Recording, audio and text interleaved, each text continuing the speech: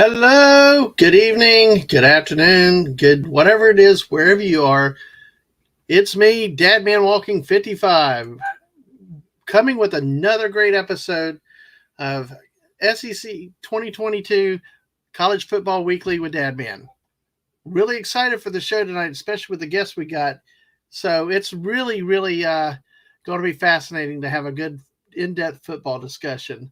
So with all that being said, I appreciate people that are here already. We've got a couple people already. CJ's here for some foosball.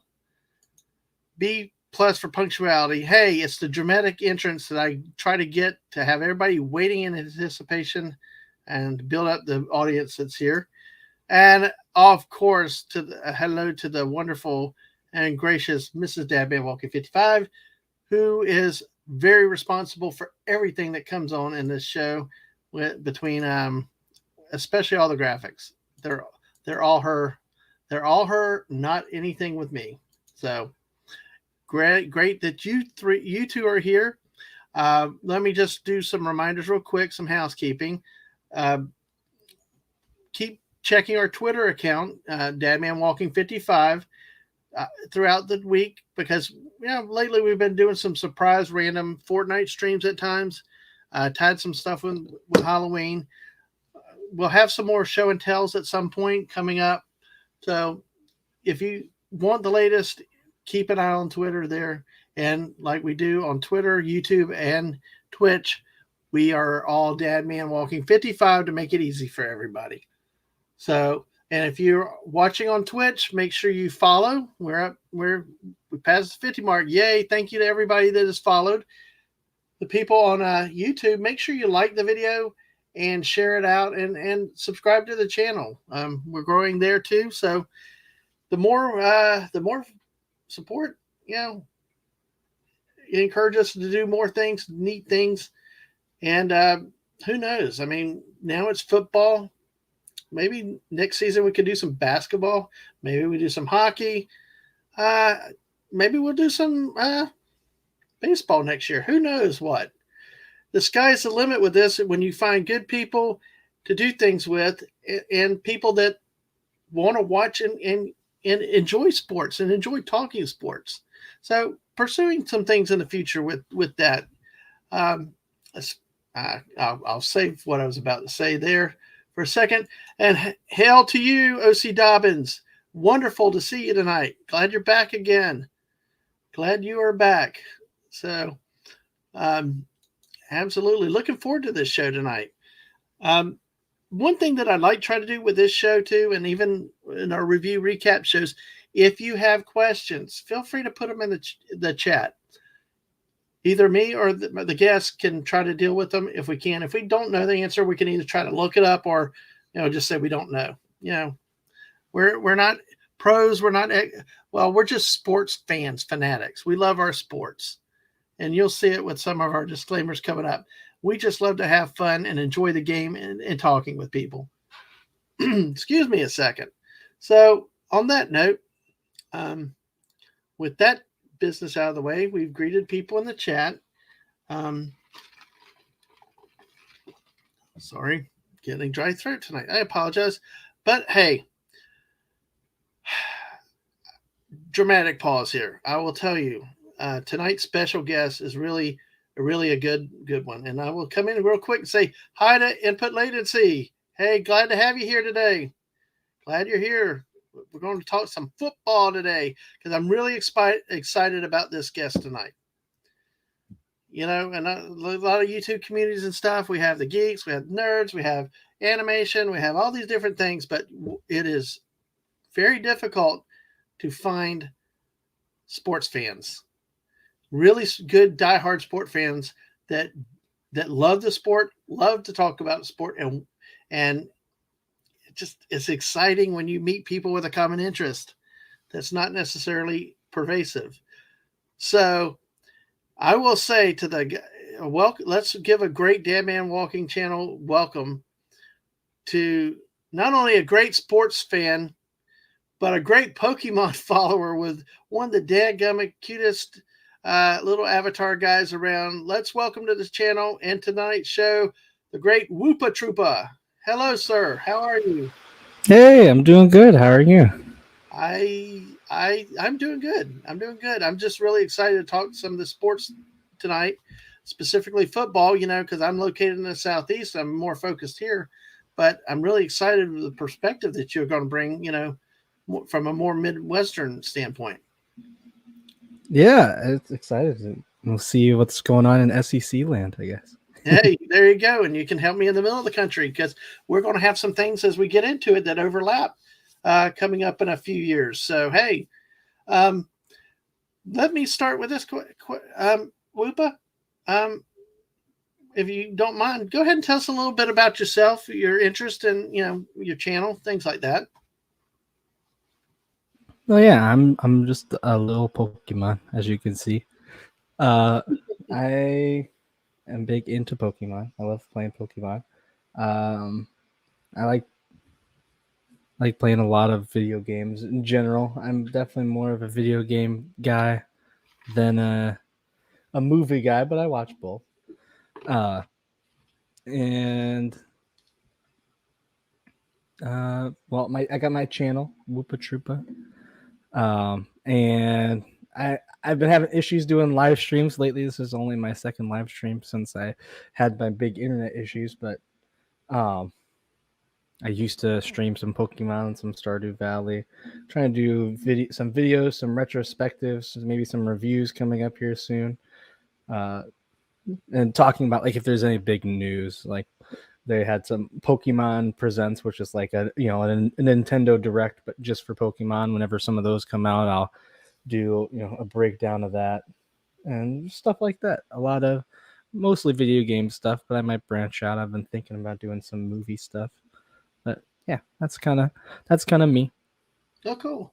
Well, great to have you tonight, and you don't have to be so hard on yourself, Whoopa. oh, Hey, oh, get this guy out of here. He's popping up in all the chats. Get him out of oh, here. and input, like I said, I remember input. Doesn't have much interest in the hand-ed game, but like hanging out. Nice to hear people talk about stuff they're passionate about.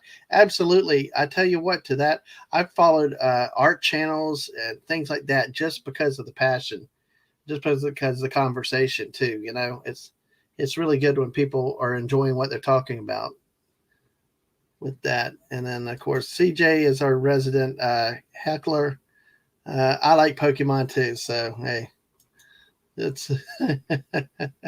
But anyway, so Whoopa, how did you get started into sports? Was that something that was natural from an early age, or did you just like start watching sports as you got older?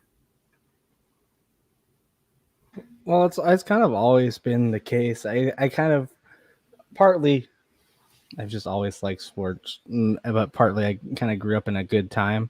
With I don't remember it. I was very small at the time, but we had just gotten the Rams, and then we won the. No, I'm from St. Louis. If you didn't know, Mm-hmm. Yeah. but we had just gotten the Rams, and then we had the greatest show on turf. So when I'm young, everyone's really excited and kind of talking about sports more. And then obviously baseball. We're St. Louis is a baseball city through and through, uh, Mm-hmm. and they love the Cardinals. And then we got the joy of Pujols coming up, the 100 back-to-back 100-win seasons, and then a World Series. I was always really big into the Cardinals, and I still am. Yeah. I wish they'd get their stuff together, but I got you. I get. Hey, you've been in World Series a lot more than the Cubs have, so that's there's something right. said for that. So, I and you're talking w- about the Rams. You're talking about the Rams being the because I know there was the Rams that moved to Phoenix, and then there's the Rams that came up after the Jaguars got a years after a Jaguars got a franchise, so that then moved to Los Angeles, right? You're talking about the yep. expansion Rams that moved to LA. Yeah, I. It was so funny when the Jaguars got their expansion team in '93. They were awarded first season was '95. It was like it was down between like them and St. Louis, and you should have seen all the. Everybody thought it was going to St. Louis, but it was Carolina. It was Carolina and Jacksonville that ended up with the expansion teams that shocked a lot of people. So it seems like there's a lot of good football fans, and as a Cowboy fan growing up, I remember them playing the St. Louis Cardinals quite a bit, and that was kind of a nice little rivalry, but it's then they moved Bud moved them to sorry about that team, but yeah, they moved them to Phoenix, so yeah, but hey, um, you know how is it like going to a game in St. Louis? And I'm not, from a big city like that, but isn't everything like located downtown all together? All fields together. All the fields are, yeah. We have the dome, kind of on. We've got this little section. What's the barriers? It's kind of, you got the river. Obviously, can't go across that. That'd be difficult. And then I forget what the northern border is.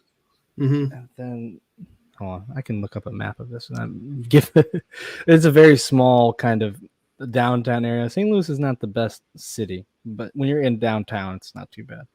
Because that's where all the action is. That's where all the police are too. So you get to don't have to worry too much about get in, run for your pockets. Yeah, it's kind of cool to have everything in one central area, but it's St. Louis also a hockey city, obviously too. It's got all the major sports. Yeah. Of all the sports there for a second. I know it's okay. You're here, but out of all the sports, which one would you say your favorite? Oh, that's hard to say. I was really big into hockey for a while. I didn't start up into hockey, but I got into hockey and I was a big fan. But I haven't really paid a lot of attention since COVID stuff, just because, they had the weird bubble season, and then they had the year with you're only playing people from your division. Oh, yeah. It's like, it gets really tired after the fourth time in the last 2 weeks that you're playing the same team. It's like, oh gosh. I don't want to watch this again. I already saw this. Yeah. But I know probably right now I'd have to say baseball. I'm really big into the baseball. They always have been. Like, all my earliest memories are all baseball. So no, that's cool. Yeah, the 2020 college football season was really, really weird with all the travel restrictions and everything. The first game of the year is like Central Arkansas and some other small school that never gets its time on TV. But dang it, I was glad for those games and stuff. So, but we try not to talk about 2020 again. That was I might mention that in a few minutes because of one of our my least favorite teams. But anyway, let me say real quickly, hello, Mark D with a C. You know what, Mark D with a C? He has a distinction on this channel. He went 12-0 in our guest pick section. Oh, the only one to be perfect, and he'll remind you too. But I don't blame him. That's good. Good to see you tonight, Mark. Good to see you. Well, with that, hey, we got this. Let's go ahead and take a look at last week's games, the SEC action. How's that sound? Let's do it. All right. Well, we always come in with our first off the top. Wait a second. Mark, please tell my life. No, it's like my picking doesn't translate to lottery winning, so no. I could, or I'll have the missus tell it for you. But it would be nice if it did. Yeah, I don't know. She probably wouldn't listen to me anyway. She'd probably say Mark put me up to it or something. So. Well, let's start with our normal disclaimer. What we do here, we're not about gambling. We don't focus on gambling. We're not a gambling site. When we do our picks, we do not pick with points, spreads, all that stuff. We just pick straight up winners. We're just friends coming together to have some fun talking about football. And I think you can already tell we're going to have a really football-packed show tonight. So this will be very exciting. So thankfully, we've only got 6 games from last week and 5 games from last week and 7 for this week. Otherwise, we'd be here it'll be a 12-hour glorious show. I think we can do it, though. What do you think? I think we can at least get this under 10 hours. There you go. All right. Good. That's the spirit. reserve some time for late night Fortnite too. So, well, let's go. Let's go. First game of the week from last week. Arkansas traveled to Auburn and comes away with a 41-27 win. You can see the first downs are fairly balanced. Total yardages were pretty balanced. Time of possession, really a balanced game, but on the scoreboard, Arkansas pulled away by 2 touchdowns. KJ Jefferson for Arkansas was 16 of 24 passing for 234 yards with a touchdown through the air. He also ran the ball 10 times for 45 yards and 2 scores. Raheem Sanders for Arkansas rushed for 16 carries for 171 yards. Well, Robbie Ashford, who's taken over the Auburn quarterbacking duties, it was 24-33 passing for 285 yards with a touchdown. And the preseason All-SEC running back from Auburn, Tank Bigsby, rushed 11 times for 63 yards and a touchdown. Whooper, you got any thoughts with this, just looking at the numbers or the stats, or if you saw some of the game this week? I didn't see this one. I just know like Auburn's been pretty bad lately. Like even they think they got only one SEC win, and that was a Mizzou game they really shouldn't have won, but Mizzou kind of handed them the victory. Yeah, well, that reminds me to mention a few things about Mizzou coming up, because there's, talk about how a couple little plays can change a season incredibly. That's Mizzou this year, I believe. Well, what's significant with this game too is that after the game, Brian Harsin, their head coach for Auburn, was fired after not even 2 complete seasons. There had been a lot of talk and unrest on the plains in Alabama, and the axe finally fell. So it's Auburn's one of those programs that, when you keep changing coaches like you do underwear, I mean, at what point can you establish consistency or any type of security with recruiting, when you keep changing changing head coaches, even like we've had Gus Malzahn, Gene Chizik, that didn't last 5 or 6 years. But yet they won national titles, So it's a interesting situation. And Arkansas is an interesting case this year because they were up and coming last year, picked to finish third, or if not higher, in the SEC West, but they lost consecutive games to Texas A&M, Alabama, and lost another road conference game. And it's just 3 losses in the road within the conference can really put you behind. So both teams a disappointing year. Auburn's was suspected, but Arkansas's was not as expected. So, all right. Well, with that, hey, we'll move on. We'll move on to the next game. Hey, this was the shocker of the week. I did not see this one coming. I don't know if anybody out there see this coming with Mizzou last week? I can tell you, people who were cheering for Mizzou didn't see it coming. Pretty much all of my Mizzou buddies were like, "Yeah, we're gonna get beat up again." Yeah, and what's funny is Missouri also went on the road, and which you would think Carolina would have the advantage, but Carolina had just moved into the top 25, and Missouri comes out with a 23-10 win. 21st downs to 14, and look at the total yards, close to double the yards, and about 13-minute advantage in time of possession for Mizzou. Brady Cook, quarterback for Mizzou, was 17 of 26 passing, 224 yards. Dominic Lovick for Missouri had 10 receptions for 148 yards, while Spencer Rattler, the quarterback from South Carolina, was 20 of 30 passing, 171 yards with an interception. South Carolina managed to gain 32 yards on 23 rushing attempts. And Lovett caught 10 of Missouri's 17 pass completions. Oh, no. No. And they were sleeping. Must be South Carolina was sleeping. So Whoopa, you remember Spencer Rattler from Oklahoma, right? Yeah. And he transferred to South Carolina. He's, I remember the last game I saw him play was the year in the bowl game where they destroyed Florida. And he looked, but it's like these numbers from him with 20 or 30 passing and less than 10 yards of completion are what he's been doing all year at South Carolina. I mean, it doesn't seem like the same type of quarterback for some reason that tore the Gators up or played in the wide open Big 12 conference. No, it's pretty odd because he wasn't particularly great last year. I think he got benched at one point, or because he started off okay and then kind of just faded and got benched.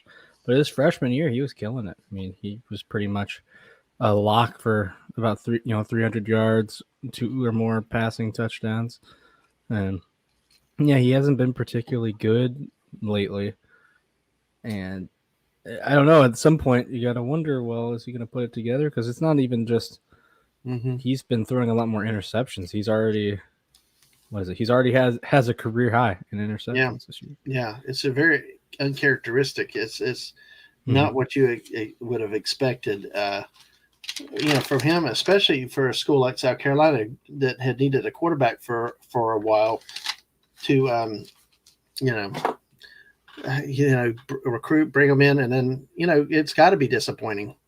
Because you expected a lot more offense, and then you score 10 against Missouri, which is not known for its defense either. Well, Mizzou has a pretty good defense right now. I mean, this year, but I know coming into the season, I know there were questions in the secondary, though. That was the thing that I had read about, the questions in the secondary. I tell you, they did good against Florida. They held Florida to 17 points. It was a pick six that Brady Cook threw that was the difference in that game in Gainesville. Well, that's the thing. Their offense has been. Let me double check. I think this might be the most points. 23 might be their highest offensive production this year. That might be. Well, no, not the highest because they played LA Tech and Abilene Christian. Oh, but, yeah. Any no offense to those guys, but any real team. Even they played Kansas State. They only got 12. Even when they almost beat Georgia, it was only 22. When they beat Vandy, it was 17. When Vanderbilt really isn't known for their defense. So yeah, I know. I will talk more about those games when we get to the preview for next week when I talk about the record, because there's a lot of good observations with this Missouri team that can be had from what they've come close to very much this year. All right, so we move on. Yep. All right. Well, this was supposed to be a big game last week. As I've said before, I listened to Tennessee radio station, the Sports Animal, and they had been mentioning for weeks how the Kentucky fans were talking and thought they were going to go into Knoxville at the start of the season, but Kentucky's been battling some injuries and other problems, and not the season Kentucky had hoped for. They had hoped to challenge Georgia in the SEC East, but now another loss. Their SEC hopes are over, but the hopes are bright for Tennessee. Tennessee comes out with a 44-6 thrashing of Kentucky. Double the total yards on the offense. Even though Kentucky managed to hold the ball longer, Hendon Hooker continues to be on fire for Tennessee. 19 of 25 passing, 245 yards and another 3 touchdowns. And Jalen Hyatt also is hot for Tennessee with 5 catches, 138 yards, and 2 touchdowns. Will Levis, Kentucky's quarterback, was 16 of 27 passing for only 98 yards, but a big 3 interceptions. Chris Rodriguez Jr. rushed the ball 15 times for 64 yards and a touchdown for Kentucky. And in the game, 3 Tennessee players scored rushing touchdowns. So when we have to go to a fact like that, then it was a rout. So obviously, Tennessee's the bright spot. And coming up this week, they're going on the road against Georgia. And we'll talk more about that game down the road a little later. But, it's looking pretty bright up there in Knoxville. Any thoughts, Whoopa? That's interesting with Hendon Hooker. I don't know if anyone really – I don't think he was really supposed to go too terribly high in this draft. I don't think he was really on many people's radars. I know he had a good season last year, but still wasn't really that good. And now I think he's pretty much elevated himself and maybe even a first round pick status.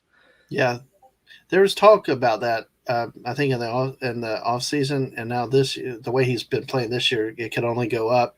But he started at Virginia Tech, Mm. for a couple years, and then he transferred to Tennessee last year.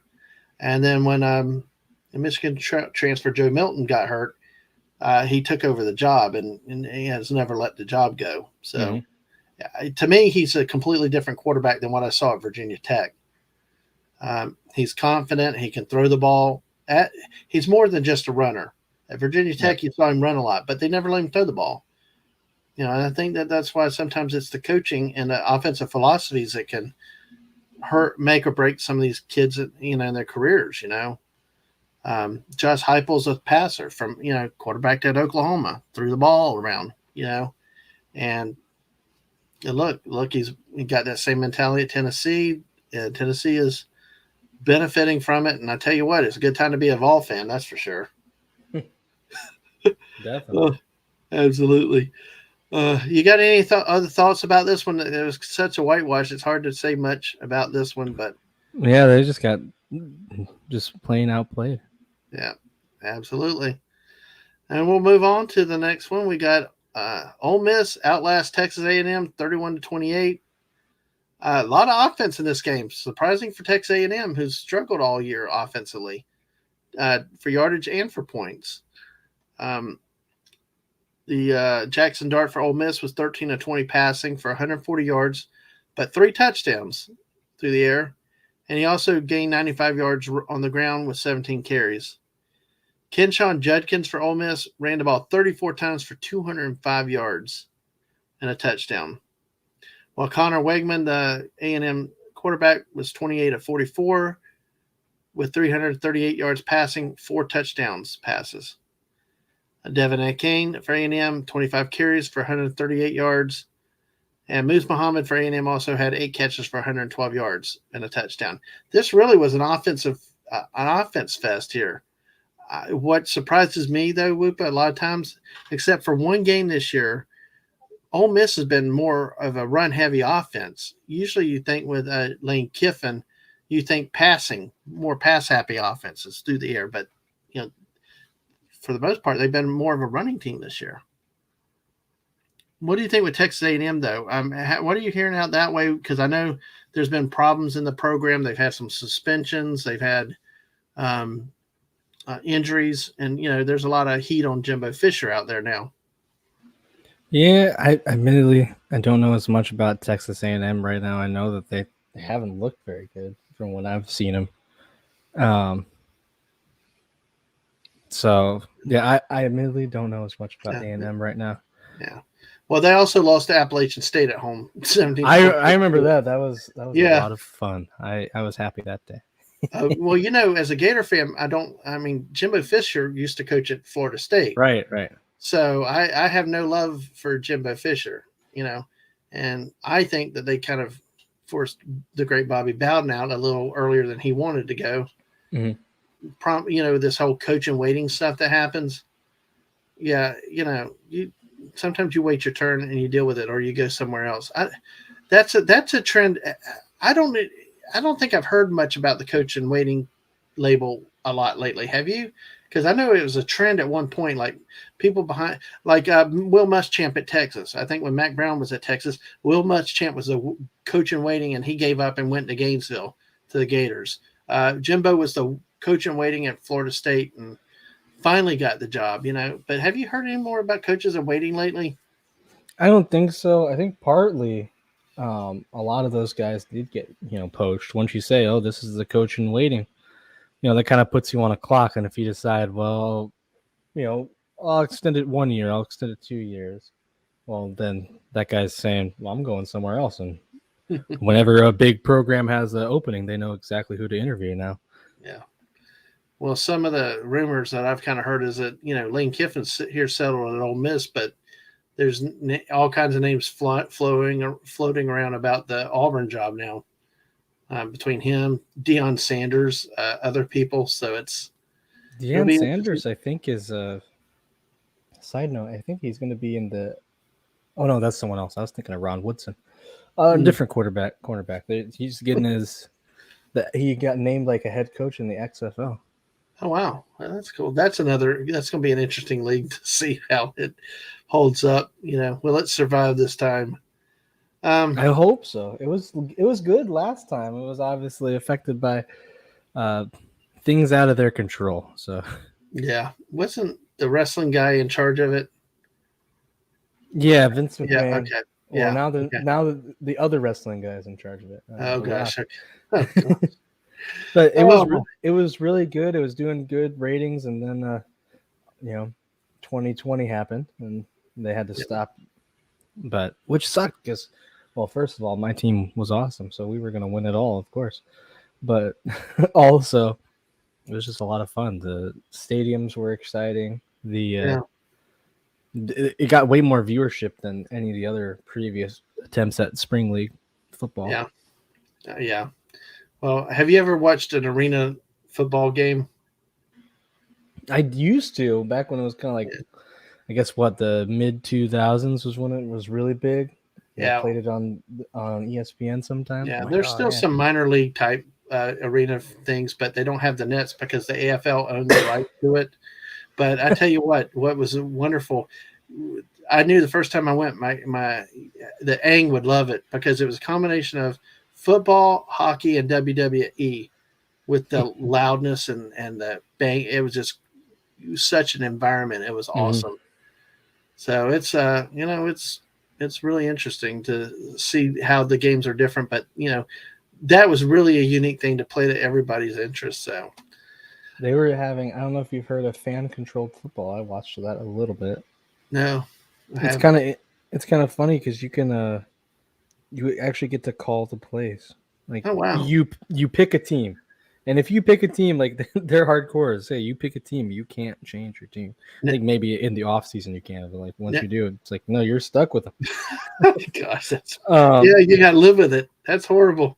yeah, but I Oh picked a team. They had Terrell Owens. He was still playing. Just man, messing around at arena football, and he was doing pretty good. You didn't know a lot of the names, yeah. honestly. Like, but it was kind of funny to see. And yeah, you know, No. it's second down. Do you want to run the ball? You want to throw a short pass? Or you want to go for it all?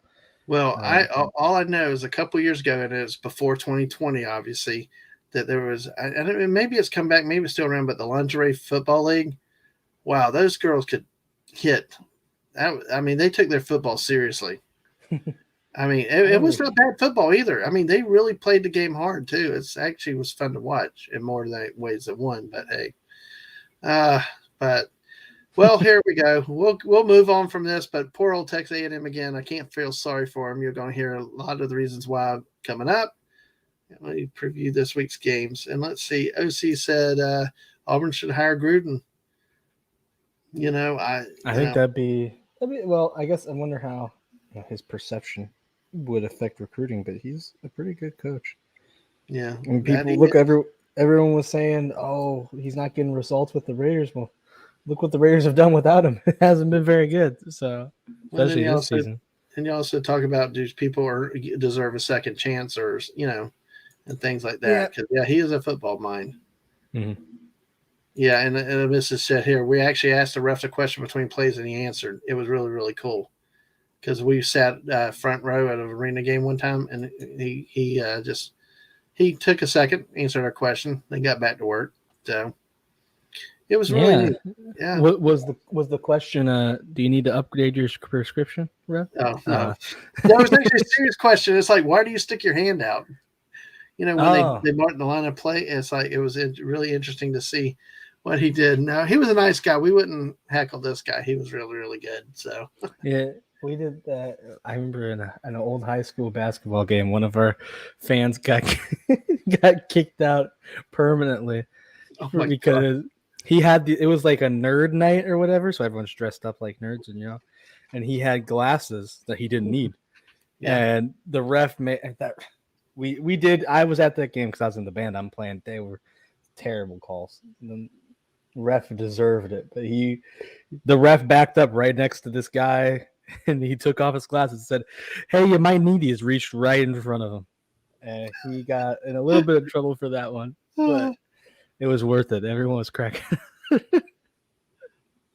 Oh, that's hilarious. That is hilarious. So I was actually at a basketball game once, and in college, and this one kid, I mean, North Carolina was in playing, I think, and it was like he just laughing because students were doing something bad, and this guy yelling at him, "Do you want to get kicked out? Do you want to get kicked out?" Just because he was laughing. I'm like, come on, dude. The kid's just having a good time. But I was a kid back then too, so it was Yeah. it was just crazy, just somebody that gets too much authority ahead of them and how that goes. But yeah, fun events, fun college time. So of course we had like about a 12-person band at a small private school, so it was like, Okay. yeah, it's like, yeah. I think they forced the band members to go play because none of them looked like they cared about sports. So, but they Oh were yeah. there. They were there, all 10 of them. So, well, let's go to the fun. last game of the week for last week. Florida, Georgia. Normally, that's a big game here, and we talked about a lot of it in history last week. A lot of history here. Wonderful series. But Georgia, of course, does the expected, which is wins going away 42-20. Getting almost 600 yards of total offense. Stetson Bennett for Georgia was 19 of 38 passing for 316 yards. Threw for 2 touchdowns, 2 interceptions. Brock Bowers, another big day. This is a tight end to keep your eye on. He can also run. He had a 70-something yard run for a touchdown a couple weeks ago.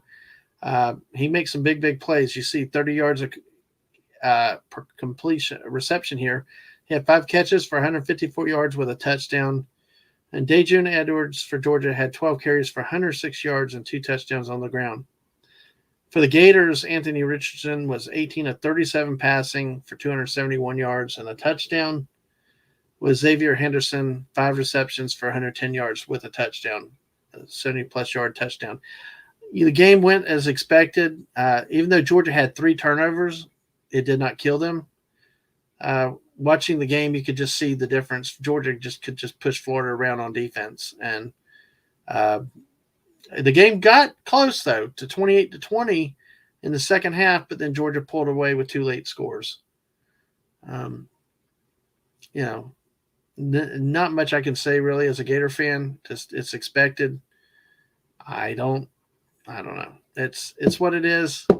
They tell me to be patient. Like I was telling Whoop backstage, I'm not patient. I look at Tennessee and I'm like, oh crap, and Georgia, oh crapper. So, anything thoughts looking at this game? I mean, statistically, Whoopa. I mean, it's just Georgia. Because I watched a little bit of this. Georgia just they just I don't know where they keep finding all these running backs. So what they had 2 running backs drafted last year, and now they've got Dejun Edwards and who's the other guy? I forget his name, but they both ran like crazy, Yeah. And you see the stat line, like 9 rushes for 100 yards. Like what the heck? And they do that on everyone. It's like how no one can stop these guys. No, and they've got 2 of them going at the same time. It's crazy.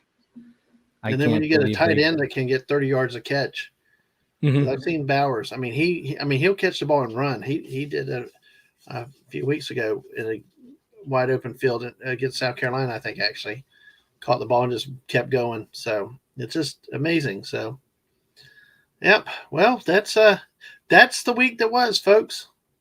That was definitely the week that was, and we'll see.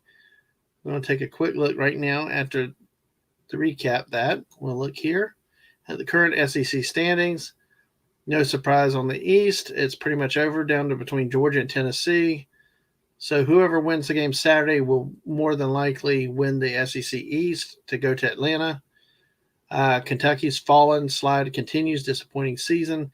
South Carolina was on the track, but then the upset loss at home to Missouri throws them back. Florida's sliding down in the basement even more, and almost in company of Vanderbilt. So that's your East. No surprise. We saw it coming this year early on. In the West, there's a 3-way tie currently, but that's going to be broken the next few weeks with these teams, LSU, Ole Miss, and Alabama playing each other coming up.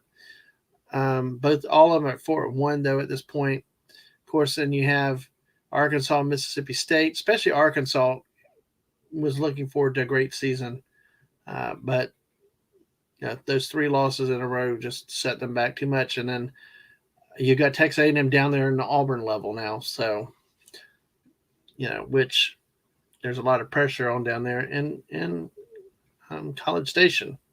But I'll talk a little bit more about that, why that might be justified. So on that note, okay.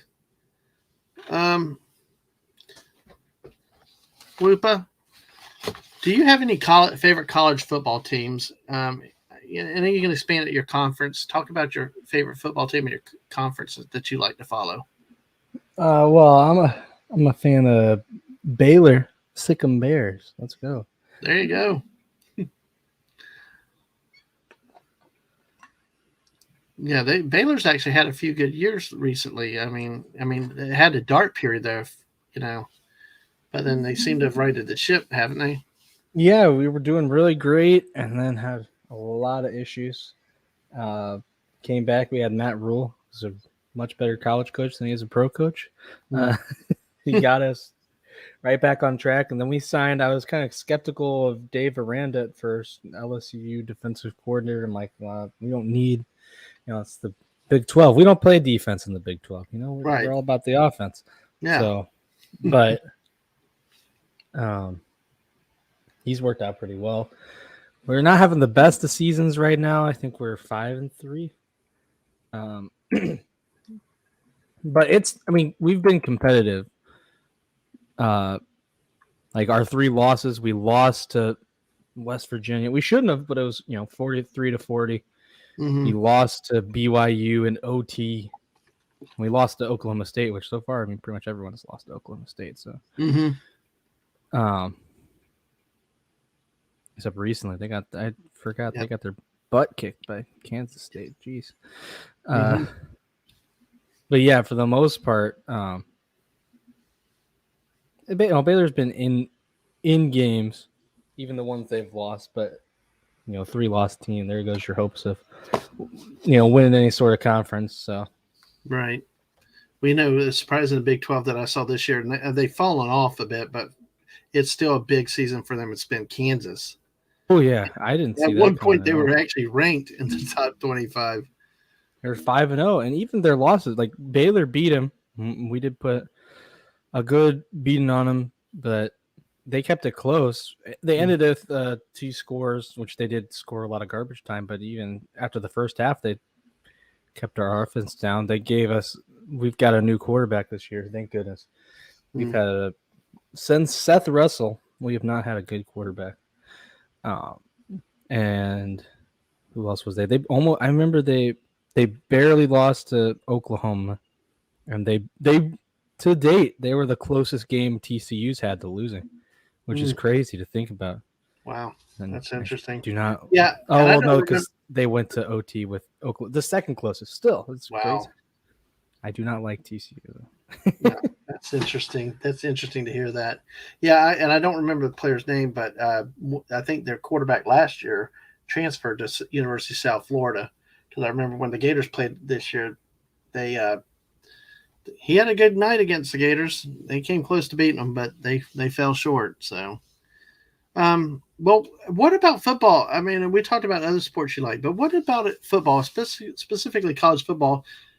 Do you really like that keeps your interest? I think I usually like that you kind of have a lot of this with a lot of college sports. A lot of games matter more, Mm-hmm. You can always have that one upset that changes the whole landscape. There's a lot more room for a Cinderella story, or even just, one team loses twice and you're out. It's a lot of high stakes, pretty much. Yeah, if you lose twice, there's your.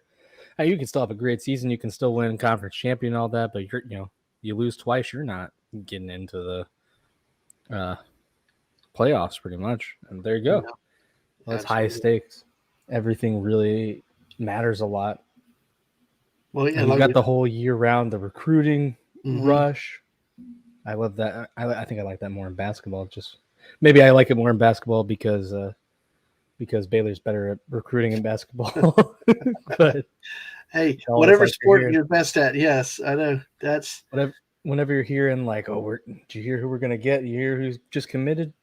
It's like, mm-hmm. oh Oh man, yeah, I that's know. awesome. I kind of do that with the football. So, and let's say hi to Squeaker Mouse. Hi, Squeaker. Hey, Squeaka, what's Good to up? see you tonight. Your So your top cheese, Squeaka, top cheese. absolutely, she was our week 2 guest. Yeah. Yeah, and had a good week pickings for sure. So definitely a lot of fun. Um, so about college football specifically, do you have any memory? Are there any memorable games or certain moments of games that is there any one or two special moments that you have? I can tell you one game I watched live. Was it that uh Michigan State beat Michigan off that like bad Oh, snap of punt?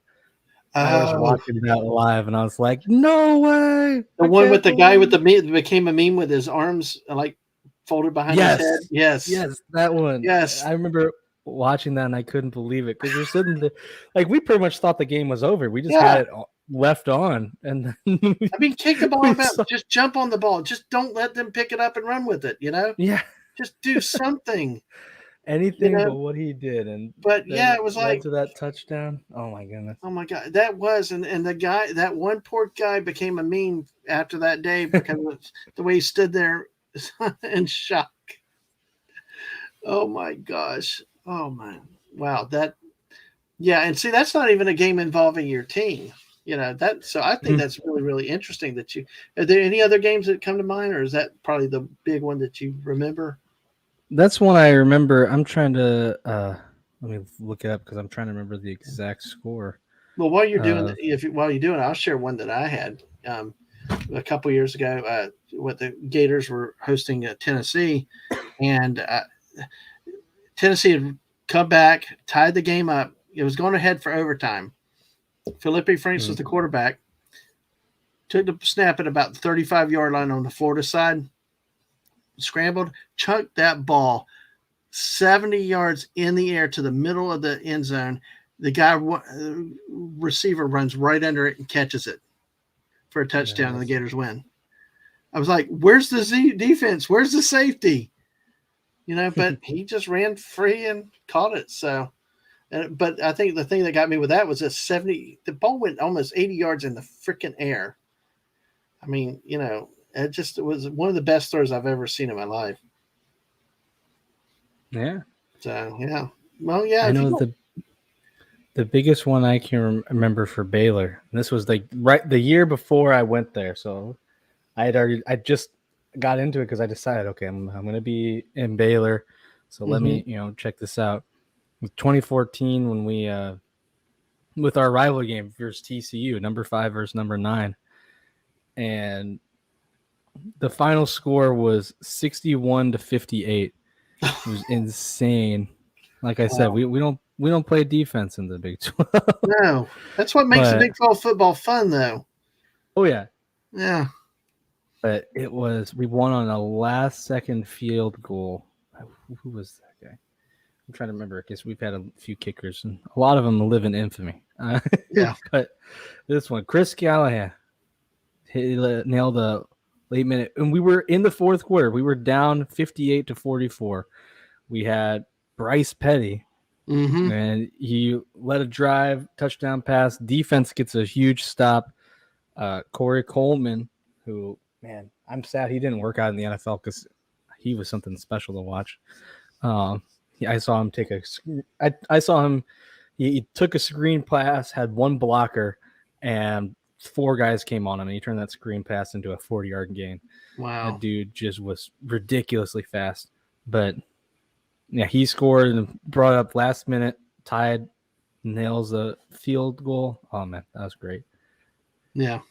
Our quarterback had 6 touchdowns that year.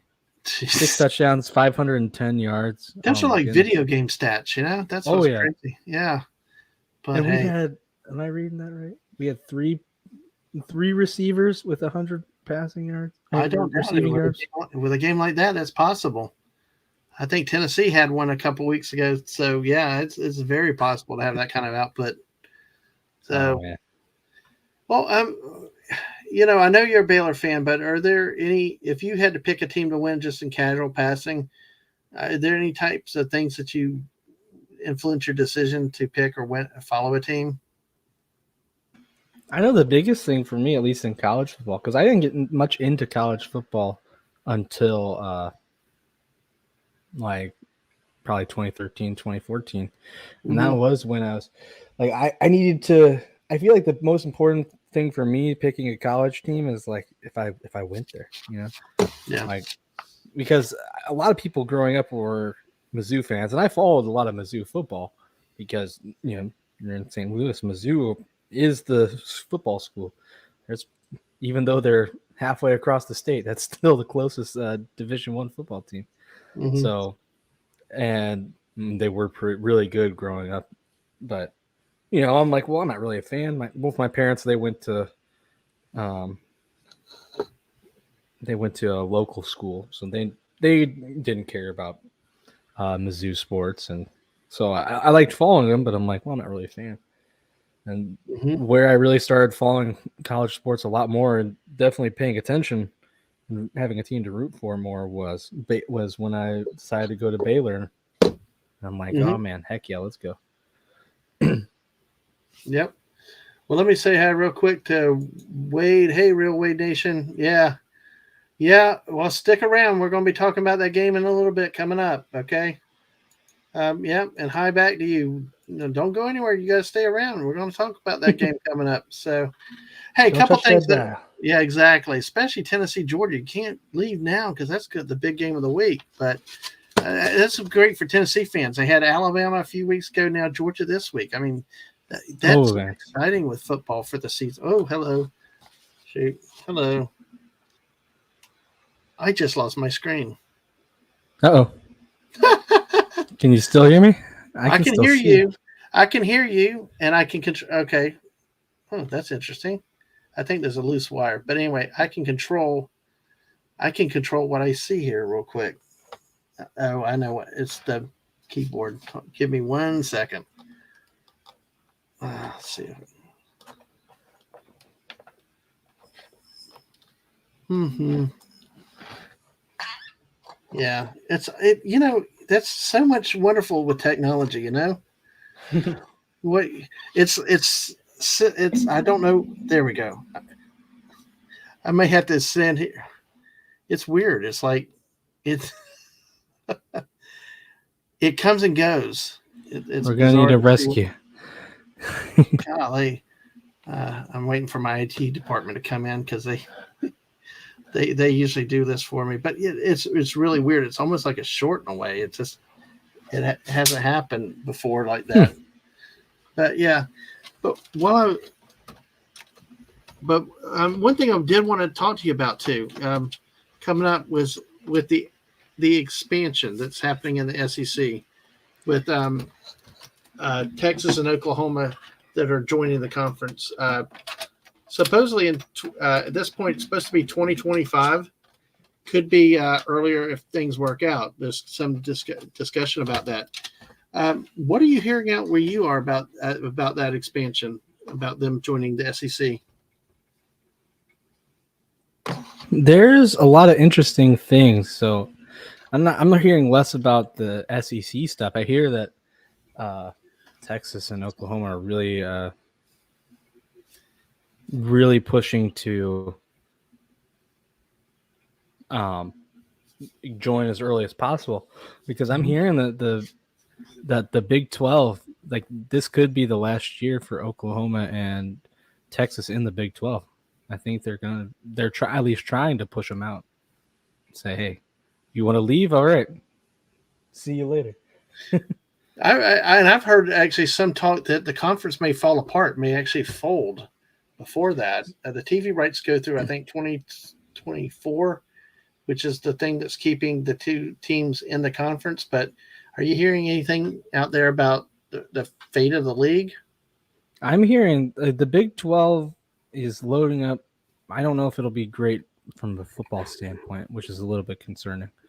It'll be one hell of a basketball uh, conference, I can tell you that. But I believe it's official. Let me see if I can find the right teams again.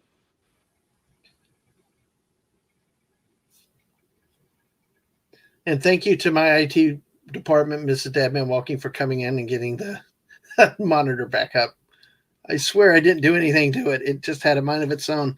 But like input latency says, it ain't a real stream if there aren't technical difficulties. Trademark. Wow. The trademark on that one. But one thing I'm excited. I'm kind of torn with it.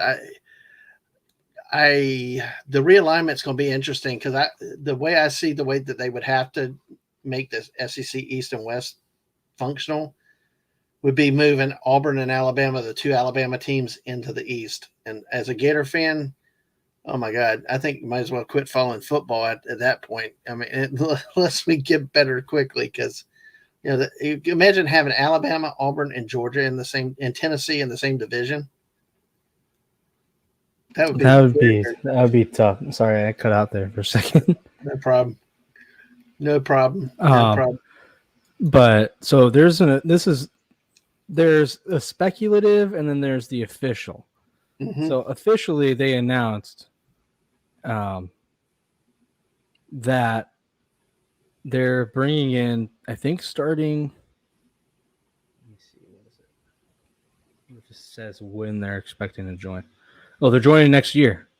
2023 is BYU, UCF, Cincinnati, and Houston are all scheduled to join the Big 12. And basically the question is, what does that do for everything else? Because what they've been hearing people say is maybe they're just going to get rid, kind of as a payback, so they don't have to share the money, and because they're leaving no matter what, they're going just to kind of try and screw them over the last couple seasons, is kick them out into the independents, say, hey, good luck, buddy, and roll with. Finally, the Big 12 will actually have 12 teams again. Yeah, I know. And it's like the Big 10. It's 12 teams, and you call it the Big. And then the Pac-10 was always Pac-10, but now it's Pac-12. It's crazy. Yeah, the number of conferences all have a problem. So, but it's going to be. The one good thing though that I think that probably people in Texas and Oklahoma might like with it is that you'll have in Arkansas, Oklahoma, Texas A&M, and Missouri back together. I think they were like the members of the Big 8 many, many years ago. Yeah. And you're going to have a natural rivalries that reestablish that were decimated by like A&M and Missouri jumping to the SEC and other conference realignments, So that's a positive with it. But yeah. But then again, when you got 16 to 20 teams in a conference nowadays, it's kind of heavy, It's a little wild. And I wonder if that's gonna, especially with the SEC, is that gonna are you not gonna have inter-division play, so to speak? That's where that's where it's all to be determined, because there's been talk about one big division. There's been talk about East and West, but then again, where do you put them? The most natural fit that I see geographically is, and I hate it. I don't want Alabama on my side, but it would be moving Alabama and Auburn to the East to join Georgia, Florida, Tennessee, Kentucky, Vanderbilt, with the others in the West, Texas teams, Arkansas, Oklahoma, and Missouri. And Ole Miss, the two Mississippi teams. So I don't like that. Personally, I don't like these big conferences. I liked it 20 years ago when there's 10 teams in the conference.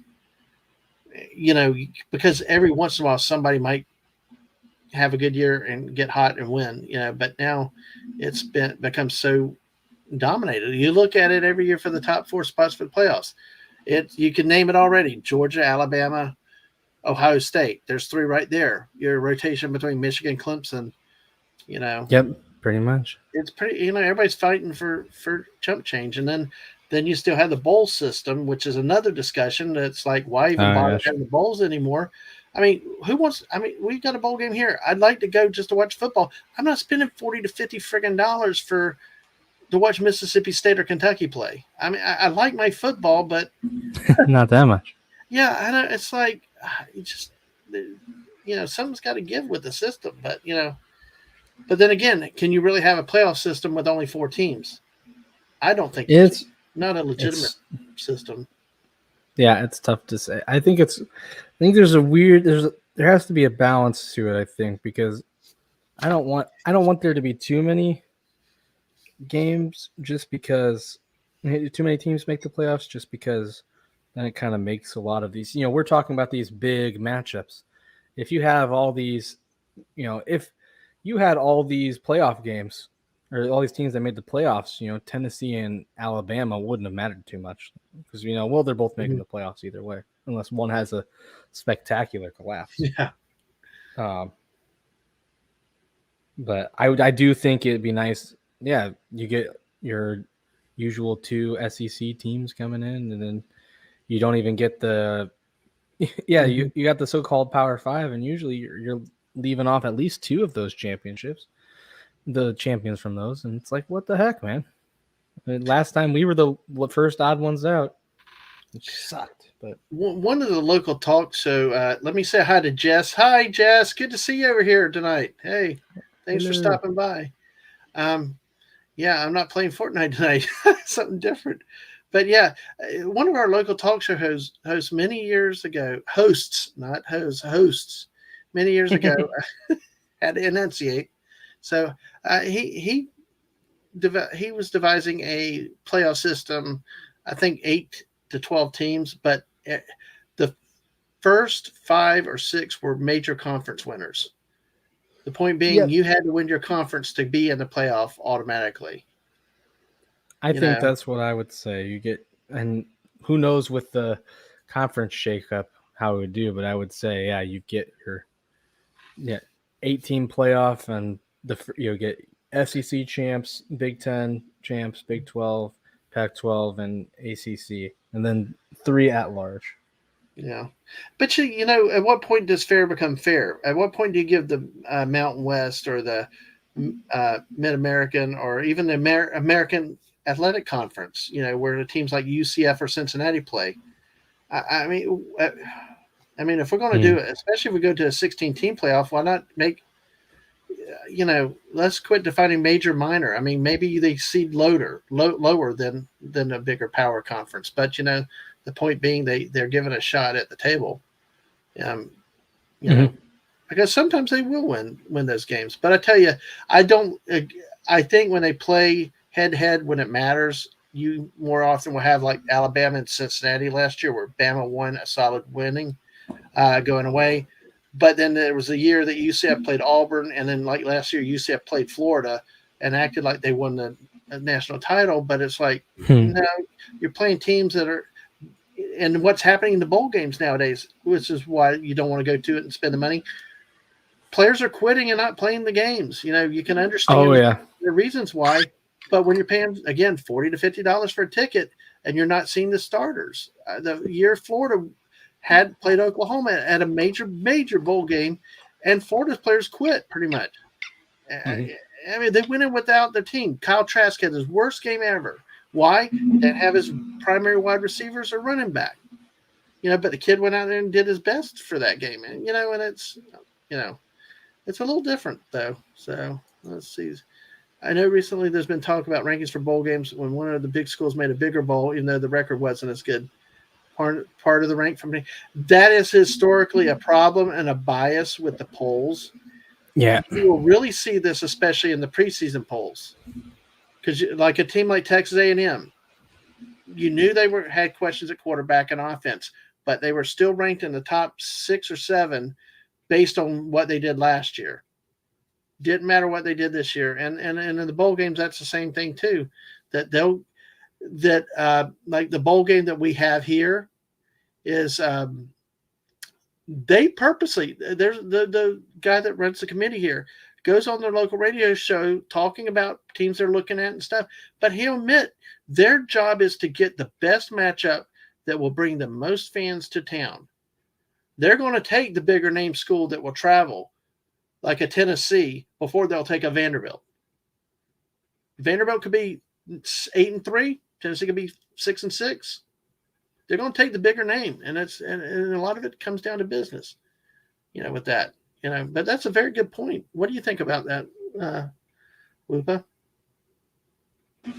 Somewhat, I think it makes sense. I can understand, even though I think a lot of it stinks. Is you want to get the first and foremost the bowl, or they're trying to make money. Football is kind of secondary, I guess I'd say to that. But I think with a lot of it, excuse me, there has to be something better, especially with some of these matchups when you see like, oh, here's the 5th seed team, and then here's the 13th. Like, well, how'd you figure that one out? Well, you figure you kind of want it evenly matched. And you see too many times where teams just get crushed in the bowl game, because it's like, well, why would you team these two guys up? One was like, they both had one loss, but one team's loss was a tough opponent, and the other team's loss was, Appalachian State. Oh. I love the dig. Keep digging at College Station. Oh, Jimbo, I'm sorry. I love it. I love it. I love it. And I haven't even started yet. Hey, I got to do one thing real quick, because this guy likes to derail my chat. I like a nice mahogany table myself. Yes. Okay. Well, we like nice tables. So, hey, CJ. So, with that, we talked about the conference expansion. Let's see. We know a lot. There's some rumors and speculation. We'll see what happens going forward. But let's go ahead and look at the top 25 this week. How's about that? Well, I wanted to, I wanted to add something real quick, because go ahead. That was part of it, but there's something that part is confirmed, kind of the Big 12 adding, but there's a lot of interesting talk that I have no idea if this is going to happen. If it does happen, it's going to just change the entire landscape of college football. Apparently, Big 12 was talking to people, and recently they just announced that, like, apparently Big 12 has been talking about adding Gonzaga, because the teams that we've added, they're not great football-wise. BYU has kind of been coming in. Cincinnati obviously was big last year, but not a ton since. And Houston's kind of the same way. They were pretty big for a while, kind of fell off. Like, same with UCF. They're all we're adding a lot of like mid-tier. They're not going to make us a power football team, but I mean, basketball-wise, besides UCF, that's 3 top-tier college basketball programs, and Big 12 already very good at basketball, so that'd be killer. But what they talked about, though, the rumor, the Gonzaga's a new kind of, it's a confirmed rumor, but they don't know what we said. This one is just a rumor. I don't know if it's true, but it came from a report from the Athletic that they've talked with Arizona, Arizona State, Colorado, Oregon, Utah, and Washington.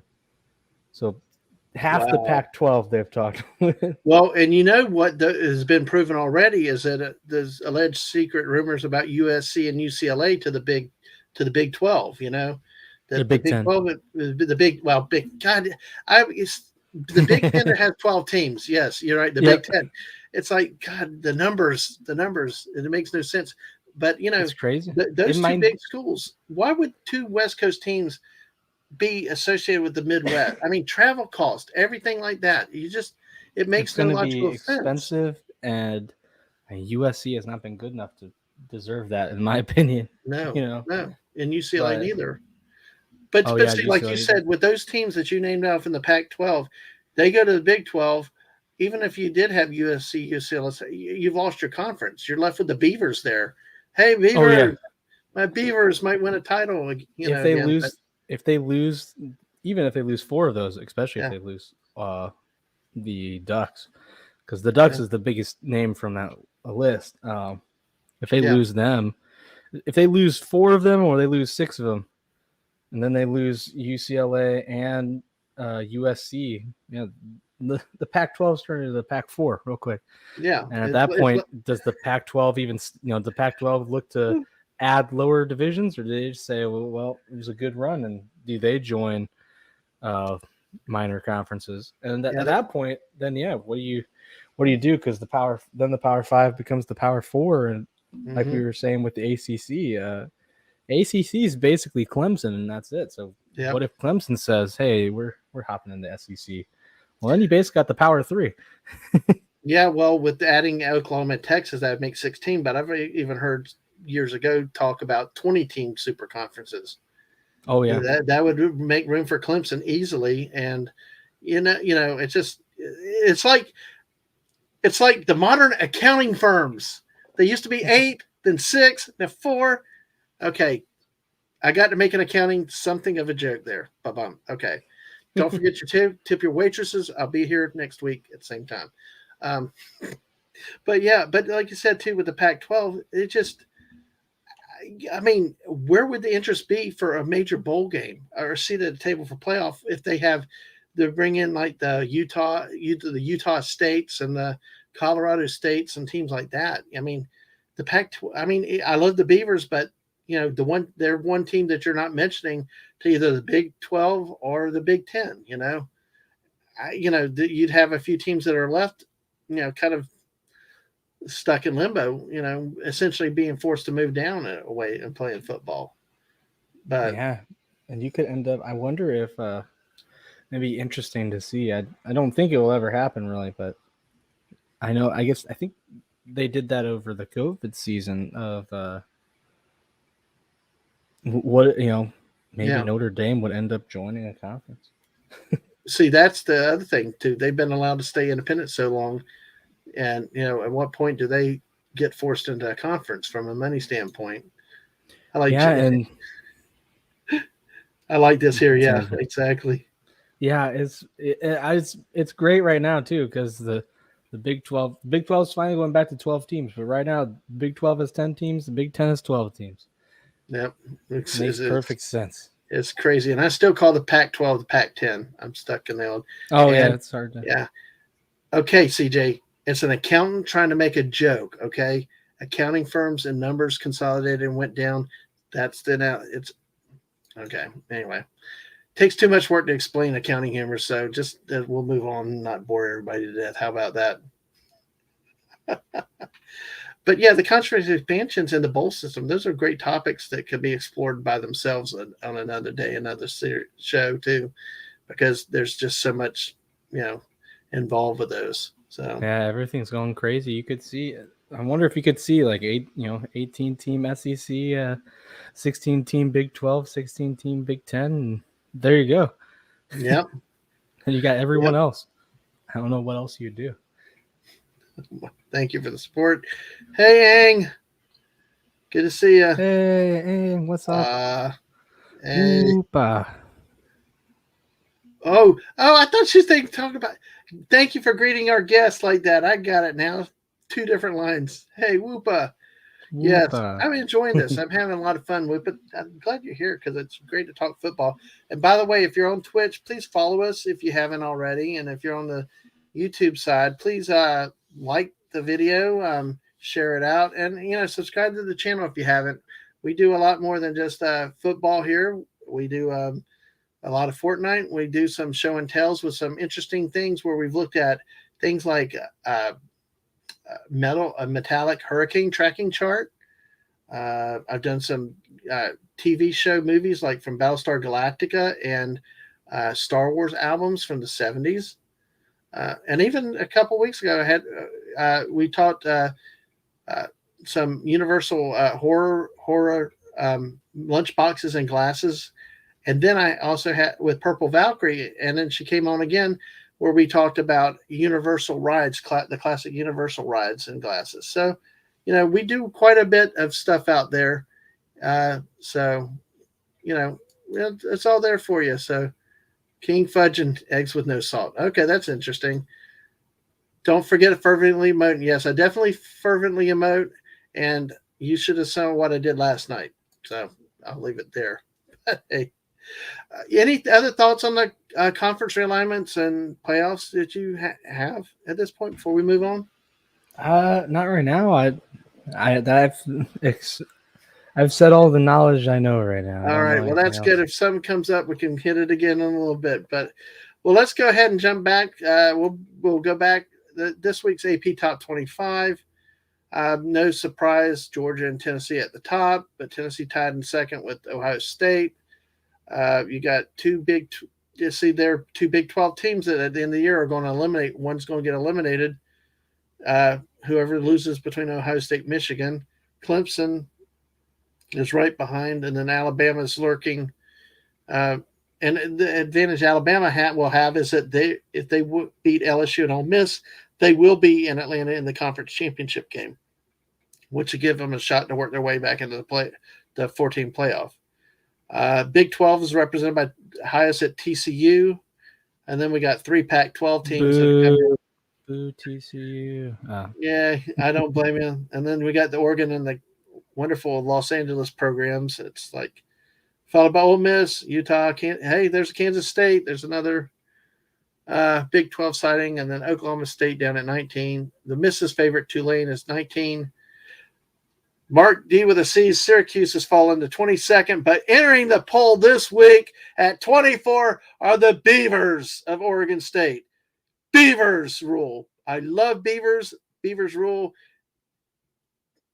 And they're much better than the Gators this year. So anyway, long live the Beavers. So sorry about that, Whoop. I had to get excited for something.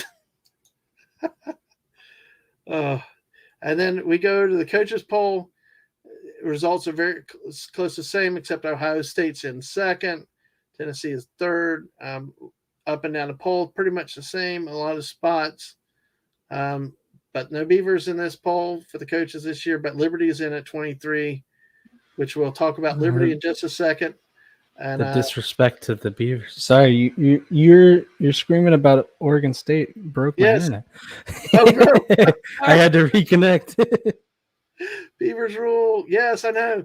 All right, I expect to see it clip. CJ was working on something with about beavers and gators to me. Beavers are an interesting animal. Gators are funnier, though, in my opinion. Yeah, that's probably true. And then swamp puppy.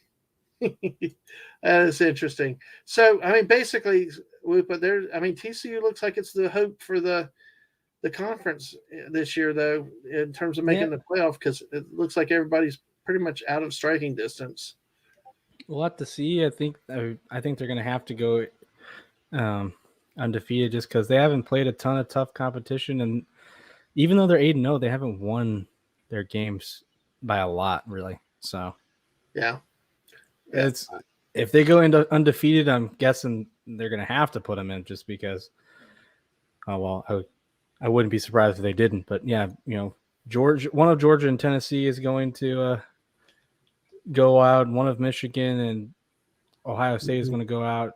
So if TCU stays, they'll be one of the 4 undefeated teams in theory. So the only thing I could see possibly countering that is if somehow another trip ups. I could see Georgia slipping in possibly where you could have 3 SEC teams if they lose to Tennessee by a very close margin in a very good game, and other teams like Clemson and Ohio State and TCU lose out because of the reputation of the SEC. But if Tennessee loses, they have no shot to work back in. Georgia, I think, could because they're the defending champs in reputation. Tennessee, but even then, it would be a stretch. It would be difficult. But of the I two think teams, it would Georgia, depend on if this is a close game and then whoever wins wins the SEC championship. Yes. Because then I think you could see, kind of a 1-4 seed situation. But then also too, it could eliminate Alabama with 2 losses. So. Oh yeah, at that point. So which I would not shed a tear for. Yeah, but we'll see. That's why we play the games and see what happens. So it'll be interesting to see how it goes. So, well, with that, let's take a look at this week's game, shall we? We mentioned Liberty just a minute ago entering the polls on the coaches poll. So, what do you know? Liberty and Arkansas have never played before. No previous meetings. What's interesting of this is that Hugh Freeze is a coach for Liberty. That he had been a coach at Ole Miss a few years ago. Had some allegations and stuff, and was left there, and has resurrected at Liberty. Just signed a contract extension through 2030. Some rumors associate his name with the open Auburn job. So, playing Arkansas, what we've got is Liberty is 7-1 with wins over Southern Miss, Alabama, Birmingham, Akron, Old Dominion, UMass, Gardner Webb, and BYU. With their only loss against Wake Forest by 1 point. Arkansas comes into the game at 5-3 with wins over Cincinnati, South Carolina, Missouri State, BYU, and Auburn. But the 3 losses in a row against Texas A&M, Alabama, and Mississippi State. So that's what we got here with Whoop. Any thoughts on this game? I mean, any history with Arkansas? I don't have any history with Arkansas. I can tell you I got some history with Liberty because one year when they were still a Division II and not really a threat, Baylor coming off of all of our mess in that off season we had and ended up losing to them. We're like, me and my buddy left at the end of that game. We didn't go to a single game the rest of the season. We're like, yeah, not worth this. We can't even beat Liberty. And that year we got, I think, 1 win. So, jeez. It was like one of the bad Gator years a while back in our mess champ. I think it was the year they got fired when they lost to Georgia Southern at home. And that's before Georgia Southern moved up. Yeah, nothing like games like that to build confidence in the fan base. Yeah, but I mean, Liberty is, I think they're 7-1 and are almost 8-0. But I don't know if you. I was just looking around to stuff for study. They had a come from behind victory against Gardner Webb, which currently has a 4-5 record in the FCS. I don't think that's not ideal. No, it's not. It's not. It's yeah. I mean, but Liberty's had a good program in recent years. Yeah, but you would think at 7-1 they'd dispatch a FCS team pretty easily, but not necessarily. This game, it'll be interesting to see what Liberty does with Arkansas and see what Arkansas team shows up this week. So, all right. Well, we'll move on to that. One of the big games this week is Alabama at LSU. Alabama is ranked 6th in AP, LSU in 15th. Bama leads the all-time series 55-26 and 5 ties. Alabama's longest winning streak in the series is 11 games from 1971 to 1981. Hey, I was alive then. I'm old, but hey. The largest margin of victory for Alabama was 47-3, and I was not alive in 1922. Oh, if you think that was big, you ought to listen to some of the years coming up. LSU's longest winning streak in the series is 5 games between 2003 2007. And the largest margin of victory for LSU was 28-0 back in 1957. In the series, Bama has won the last 11 of 12, including the last 2 in a row, and 13 of 16 dating back to 2010. So do you want to take a guess when the first game ever was in this series? Roll Tide. I want to say 1884. Wow, you were somewhat close. 1895. Oh! November 18th, 1895. And LSU won the game in Baton Rouge by a score of 12-6. Those good old football scores. Leather helmets, if they even wore helmets back then. And the probably complete leather football like the old days, not the new stuff. I think that was before. That's probably before they had the forward pass. Yeah, I'm sure it is. Yeah, I remember. Oh gosh, you imagine people nowadays having to watch a game where all they get to do is run an option. So, Well, LSU comes in at 6-2 with wins over Southern, Mississippi State, New Mexico, Auburn, Florida, and Ole Miss with losses to FSU, which was only 1 point in neutral site, and then lost big time to Tennessee at home. So they come in 6-2. Alabama comes at 7-1 with wins over Utah State, Texas, Louisiana Monroe, Vanderbilt, Arkansas, Texas A&M, and Mississippi State, with the one loss at Tennessee, with the difference being a field goal. Any thoughts or comments about this game this week? I think these are two weird teams. I don't know what to think of either sometimes. LSU's had a weird season, up and down, and Alabama, and they're still Alabama, but they've looked, I'd say, maybe the most vulnerable I've seen them in a long time. So, yeah, I watched the Texas game earlier this year when they played over in Austin, and I tell you what, God, I like watching that. Listen to the stadium, and I think Austin would be a heck of a place to go watch a football game, but I wouldn't want to be the visiting team. That was crazy. I went there for a Baylor game once. It was pretty loud. It was interesting. I liked that you could buy beer in the stadium. Couldn't do that in Baylor. But it's some interesting. Hello to Jake D. Jake D. Hello. Florida, whoops, that comrade leader Whoopa Troop and Dadman Walking 55. Hello. Glad to have you here tonight. Hello, comrade general. Yeah, exactly. That's awesome. Well, great to have you here, Jake D. Good to have you. I like OC Dobbs. Bama has to show up. Yeah, exactly. Because I tell you what, this LSU team is really bizarre because this with the team that lost at home to Tennessee, the struggle with FSU, and then the way they played dominating on the road against the Gators, and then I get this problem with the rivalry game. It's easy to dismiss LSU, but you never know what happens. I mean, Mississippi State thought they were going to go in and got tripped up. So, and it's always tough. And I think this is a 7:00 game. You know what they say about Baton Rouge and 7:00 night games, right? I don't. Do I want to know? It's a big reputation down there. The Cajuns and all that. They get the white home uniforms. The big superstition is they get to wear the white home uniforms. All the Cajuns and other people down there get liquored up all day drinking. And they say that is one of the loudest stadiums anywhere.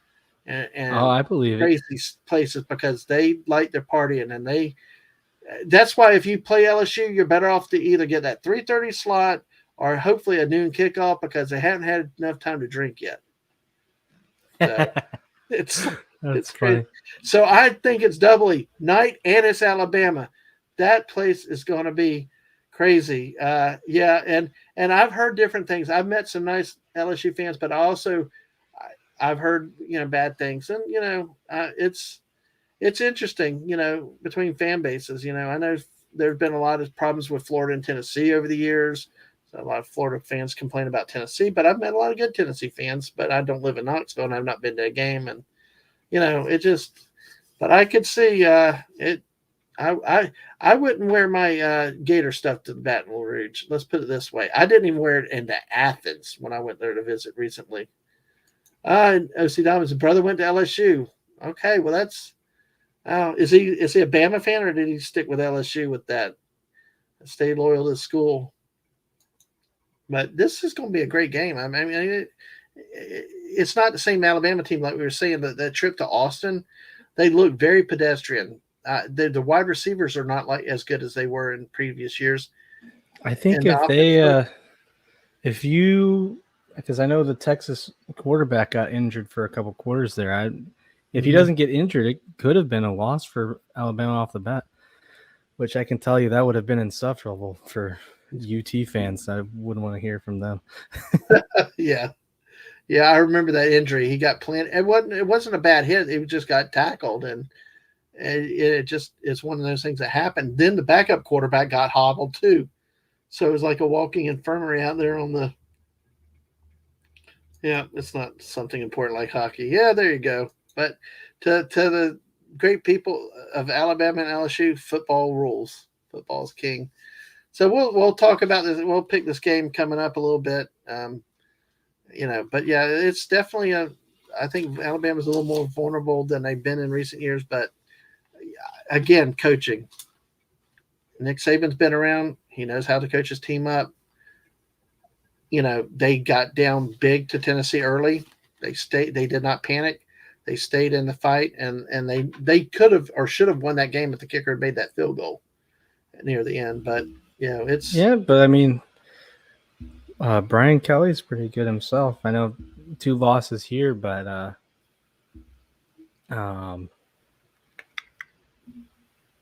mean, look at Notre Dame this year. Notre Dame. I know people always think about Notre Dame, they're underperforming. Yeah, they've been pretty good with Brian Kelly under them, gone pretty far. And then look at Notre Dame this year, 5-3. They've had some pretty bad games, and they did beat Syracuse this week. I don't think they're going to be beating Clemson, and I don't know if they'll beat USC. And they've been they lost to Marshall, so they lost to Marshall. That was terrible. They lost to Stanford. Stanford's pretty good, but still, and a lot of close games to teams that Notre Dame shouldn't be losing to, and I think they'd love Brian Kelly back right now. So he's pretty good, and I think it goes to show he did a lot with less. That's true. Because I've wondered how somebody from up north would do down in the South like that, because it hasn't always worked. But maybe winning solves everything. That's true. If you win, they love you. It's all fine. Just ask Auburn head coaches. I guess this. I'm going to. His brother went to Bama for bachelor's, LSU for law degree. I'm going to comment something personally along that line in a little bit, but yeah, go ahead. I'm sorry. Oh, I was just saying, it's like, especially at LSU, you've got to win and win a lot. Look at Ed Orgeron. He won, came in, did pretty well, won a national championship, 15-0, and two years. They're like, see you, buddy. Yep. Jeez. Yeah, exactly. Foosball don't matter much. We breathe hockey. Yeah, we know y'all breathe hockey. Well, since the misses, this is what I was going to say. Yeah, my oldest Gator fan all her life. I could brainwash her now. But you know what? She's got a good deal up there. Take it. You ever sit at home and think, where did I go wrong? Yeah, all the time. All the time. But you know what's really screwed up about this? Now, if some of the Georgia fans were listening tonight, this is where they're going to miss it, because I'm going to admit something. When we went up there a few months ago and looked at the campus and looked around Athens, beautiful town. I wish I could move there. I got too many things holding me here. I would love to move to Athens, Georgia. It was a beautiful place. It had that small town feel. It was not too big, not overgrown. If you've ever been to Gainesville where the Gators play, that place is like traffic jam city, and it's not a big town. It's just two completely different towns. So I love the Athens, but all right. So with Alabama LSU, we know that there's going to be a lot of partying, probably all kinds of crazy stuff. So who knows at that point? We'll get through a couple of these games these other games pretty quickly. Auburn plays at Mississippi State. It'll be the first game since they fired head coach Brian Harsin. Auburn leads the series 65-28-2. Current streak is Mississippi State 1 game winning. Auburn's longest win streak is 16 games from 1964 to 1979. The largest margin of victory for Auburn was 56-0 back in the year I was born, 1970. Yay. Mississippi State's largest margin was 33-0, well before me in 1946. And Mississippi State's longest winning streak has been 7 games from 41 to 1948. The last 10 games have been split 5-5. The first game in this series, not quite as old as the last one, but October 27th, 1905. So that is quite an old one. Auburn won that game 18-0. So um, Auburn comes in to the game at 3-5 with wins over Mercer, San Jose State, and Missouri. Losses against LSU, Georgia, Penn State, Ole Miss, and Arkansas. Mississippi State comes in at 5-3 with wins against Memphis, Arizona, Bowling Green, Texas A&M, Arkansas, but has lost to Kentucky, Alabama, and LSU. So it's like Mississippi State's beating the weaker teams, but losing to the better teams. So, not much to say here, Whoopa, unless you really have anything to say about it. I mean, these are just the stats and the history of the series. No, I think it's interesting. Auburn not having a good season, and Mississippi State looked like they were doing pretty good early on, but have faltered too. So it's kind of I guess it's a matchup to see who doesn't have to finish last, I guess. Yeah, I mean, yeah. What surprised me, this Texas A&M down there with Auburn though this year. That's crazy. But hey, yeah, Mississippi State. This seems to be Mississippi State's modus operandi, in that they start off hot, and then when they play the better teams in the conference, they go in the tank. Of course, Mike Leach's air raid offense, against your better defenses, does not usually perform very, very well. Okay, well, our next game is Kentucky. The Wildcats play at Missouri Tigers. This is another one of those with the expansion in 2012. Missouri has not been around that long, so this is a new series. Kentucky leads the series 8-4.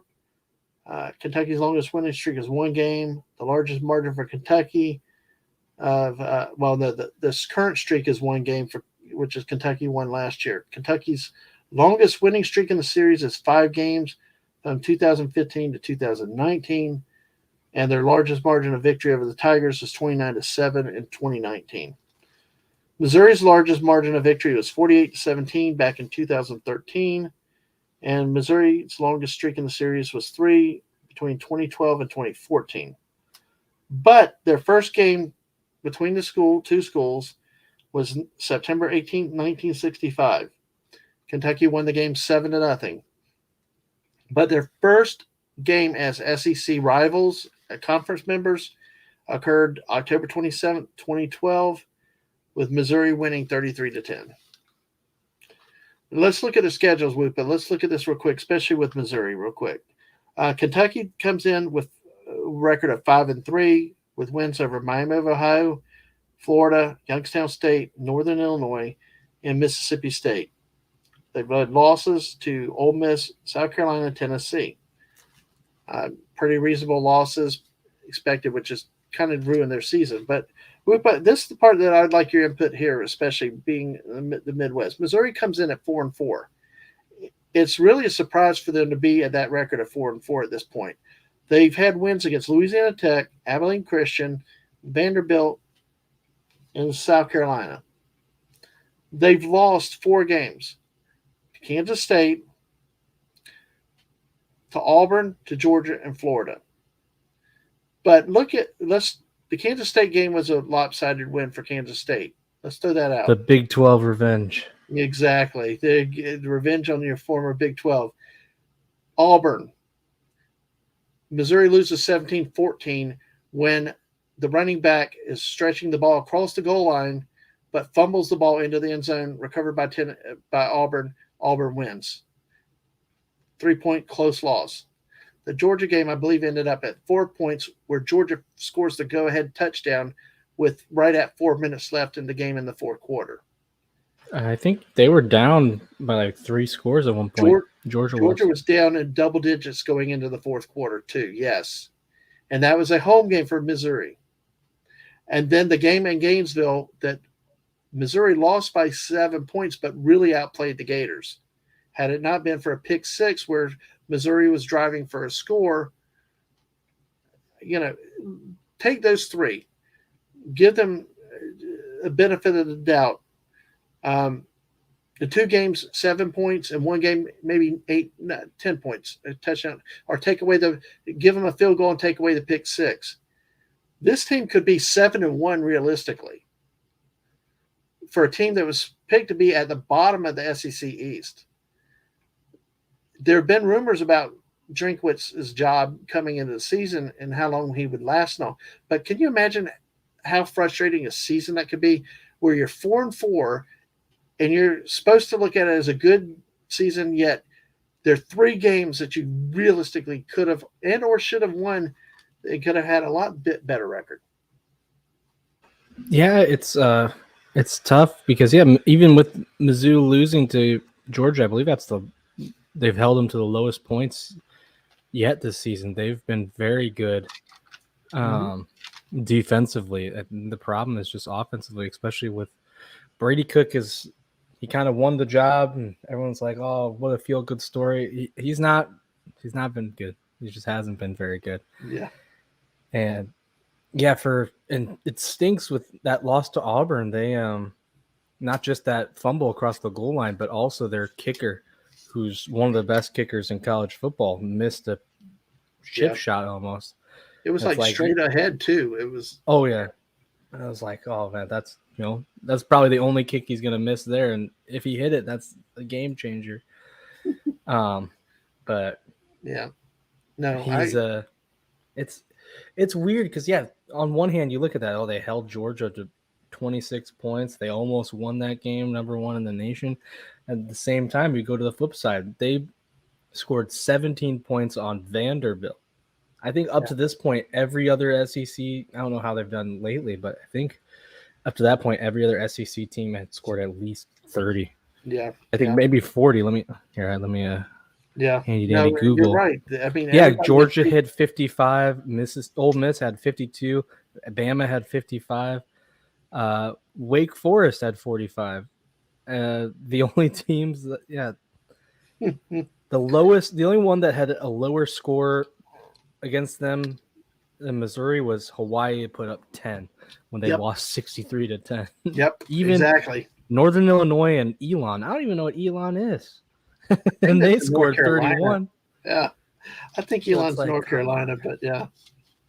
Now, come on, guys. What do you can't put up 17 against Vanderbilt. It's just it's hard to know what they are. And I can tell you, my friends have been frustrated, especially this team. I know he's just a young guy, but Luther Burden, I think, is the second biggest Missouri prospect that they've ever gotten. And that's, they used to have a really good recruiting classes. So besides, they used them last week, and not last week, the week before. And he did great, 2 touchdowns, huge games. But other than that, they've barely used him, it seems. Yeah. And you got to wonder, is he starting to think, maybe I should get out of here? Yeah, you do wonder that. Especially with or the maybe there's a reason. Maybe there's a reason why he's not on the field either. Attitude, or maybe there's a little hype. You never know. It's one thing to see him in high school, and another to see him on the field in a live college game too. Yeah, it's just interesting because Mizzou's like, we're not used to getting these guys right now, so we get them. We want to keep them, and now with the new transfer rules, he could just say, "See you guys." Well, I'm gonna use that to transition into our next game, Florida at Texas A&M. Okay, because that's the way I feel like with Florida's quarterback situation. It's described, this guy Anthony Richardson, as people have described him, and Mel Kiper. I think these guys have him high on the draft boards and stuff like that. People just call him Cam Newton, and it's like, but if you watch him on the field, it's not much Cam Newton in terms of throwing. It's like very inconsistent. And I'm saying this, and first thing is, I want to preface everything is, these are young kids. They're still developing and stuff like that. A lot of these things, I start to question the coaching with that. When you have consistency problems, sometimes you're like, one game you throw for 60 yards, the next game you throw for 400. To me, there's something with the offensive, the coaches' philosophies that could be holding players back and causing some of the problems. So that going into Florida at Texas A&M. Oh boy. Okay. How opinionated can I be is the question, Lupa. So A&M leads the series 3-2. The last time they played in 2020, of course, the year that we try to watch what we say about because of whatever else and all. And apparently 50% stadium capacity means something different in College Station, Texas. But I'll stop there. No, I'll stop Mrs. there. Dadman better get the Get the buzzer ready, bleep out. Exactly. Stop me. But A&M, Florida, the largest margin in the series of 42-6 back in 1962. Florida's only winning streak has been one game back in 1962. A&M's largest margin in the series is 37-14 in a bowl game in 1977. The longest streak for A&M is 2 games, 2017 and 2020, because these two teams do not play every year in the common cross-division opponent matchups. They've played 3 times as members of the SEC in 2012, 2017, and 2020. Jimbo Fisher, of course, coached at FSU, who was a rival of the Gators many years ago. So there's obviously history there. And it's a great noon kickoff, which is 11 o'clock local time. So great. My football day will be over early, which may actually be good because then I can watch Alabama and LSU at night and obviously Tennessee, Georgia at 3:30. So, but hey, anyway, Florida comes at 4-4, A&M's 3-5. Both teams very disappointing. Florida was not expected to do much necessarily, but they had potential, especially leading off the year with a win over Utah at home, top 10 ranked team. A&M got off a bad start early with losing to Appalachian State at home. You got any thoughts about either of these teams? We're going to hold our picks for a little bit, but you got any thoughts here, Lupa? Yeah, it's interesting. I know Florida, well, mostly from you. I know Florida's not been having a good season. And A&M, I remember back from your week 2 video with you and Madam Squeaka. I remember hearing about A&M and Appalachian State. And inside my brain, I thought, I think Appalachian State might win that. And sure enough. I know. Appalachian State has history, though. They beat Michigan many years ago in the Big House. They've been big at upsets, and I think they finished last year in the final poll. They were finished ranked. Like they're like kind of like Liberty in the sense that I think Appalachian State, I'd take them over Liberty any day. But they're kind of in the same boat of they're kind of rising stars, former Division II, kind of making a name for themselves. But A&M is weird. And I think Florida sometimes like this, where like A&M has a lot of close losses. But then every time they win, it's like they barely beat a terrible opponent. Right. And it's hard to, like, well, what are you supposed to do? I think I forget who they almost beat. You having to look these up. I look them up and I see them and I'm like, oh, I'll talk about it. Oh, Alabama, 24-20. They almost beat Alabama. Last play of the game, they had a chance to win, but they threw an out pass that didn't have much of a chance. But they almost got Bama in Tuscaloosa. So it's like, well, they're getting close. They're right there, and then they get the games that they should win, and they just stink. Like, what's going on? That happens. That's very true with A&M. So, all right. Well, let's. I'm going to blow through South Carolina at Vandy because there's really not much interest in this game, especially with South Carolina losing last week. Basically, South Carolina leads the series 27-4. So you can go from there. The first matchup was in November of 1961 with South Carolina winning 23-7. So South Carolina comes in at 5-3, Vanderbilt at 3-5. Still Vanderbilt with no SEC conference win in 2 years. So could this be the week? Could it be in a few weeks? So, hey, you got to thank you here. That's a first. You're super whoopa.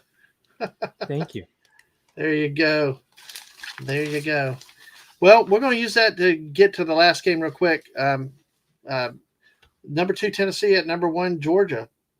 Georgia leads the series 26-23-2 ties. Georgia's largest margin of victory is 44-0 back in 1981. Longest streak 5 games 1909 to 1924. Tennessee's largest margin of victory is 46-0 in 1936. Tennessee's longest winning streak's 9 games from 1989 to 1999. And The first meeting between the two schools happened November 11th, 1899.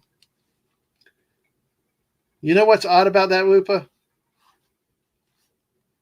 If Well, I told 1899 is an odd number, so it is, but I tell you, the final score sounded like a baseball score, 5-0. God, Oh God, they those play old college scores are baseball. so crazy. Yep, there's a safety and a field goal in there. Yep. So, hey, Georgia's won 10 of the last 12, including 5 games in a row. Basically, both teams are coming at 8-0, with both have beaten Florida in common opponents. Tennessee's big wins also on the road at Pitt, at LSU, the home win against Alabama last week against Kentucky. Georgia blew out Oregon at the start of the season, blew out South Carolina on the road, survived Missouri, blew out Vanderbilt, and beat Florida last week. So there's, yes, it was before you were born there. So basically, we got 2 undefeated Giants coming in. Both teams are hot. Both teams have solid offenses. Personally, I'd give Georgia definitely the defensive advantage, allowing less than 10 points a game. Tennessee has more questions on defense, but I talked to my oldest child today. Sorry, I got loud right there. But guess what my oldest child told me today? What? Not only did she not trust the Georgia quarterback, who happens to just keep winning, he struggled at times, but they keep winning. She's got a damn ticket to the game. Oh my goodness! And she didn't invite you? No. Oh my goodness! No. The shame. I know. She just happened to remember it was in her student ticket package. I was like, if she told me 3 weeks Just ago, maybe I happened could to have bought remember. I guess today she tells me that, and I'm like, I'd have paid $100 or $150. I might have paid a lot to go to this game, but anyway. But hey, I tell you, Sanford Stadium is a beautiful stadium. I think I was going to say that earlier. It is a beautiful stadium, and I like it much better just from walking in than I do the Gator Stadium. It's prettier, more scenic, and it's not just built straight up. But it's yeah. She did that to me today. Yeah, disown. Yes, I know. Betrayal. Yeah, I know. I mean, it's bad enough she switched teams, but I'm stuck here watching it on TV. So I guess Mrs. Dadman can come in and watch the game with me. They'll make it better. So if I can, if she will. You were talking about the Georgia defense. I can talk about the Tennessee offense real quick. Yes, absolutely. Go ahead. They beat Alabama 52 to 49. Mm-hmm. When the last time that Alabama allowed 50 points was? Probably, in the 90s. A little bit longer than that. Oh wow, I would have thought it had been in the bad years. What say in the 56? 1907. Wow. And you know who they did it to? I don't know who the hell this is. The Sewanee Tigers. I have no idea who Sewanee. I've never heard of them. Yes, Sewanee. They lost 54-4 back in 1907. That was the last time Alabama allowed 50 points. Wow, that's awesome. Well, that's one heck of a performance by Tennessee. Absolutely. Well, in this particular matchup, it has some history between the two schools. Hello, Waffle Noob. Hello. Glad to have you with us today. I have it's probably up in the mountains, I think, is what that was. So where Swanee was. But hey, this game's had history. The great all-time announcer Larry Munson of the Georgia Bulldogs is famous for a call. Eric Zier back in 2001, Georgia played at Tennessee, rallied down for a last-second drive to score with under 10 seconds left, took the lead, and Larry Munson's famous call. This is where I wish there was more freedom on YouTube to play some of these clips, because stuff like that. It's just so great to hear the history and the passion of the great announcers. It was a game where he was famous for saying, "We crushed them. We stepped on their face with a hobnail boot and crushed their nose." Great call. One of the greatest calls of all time.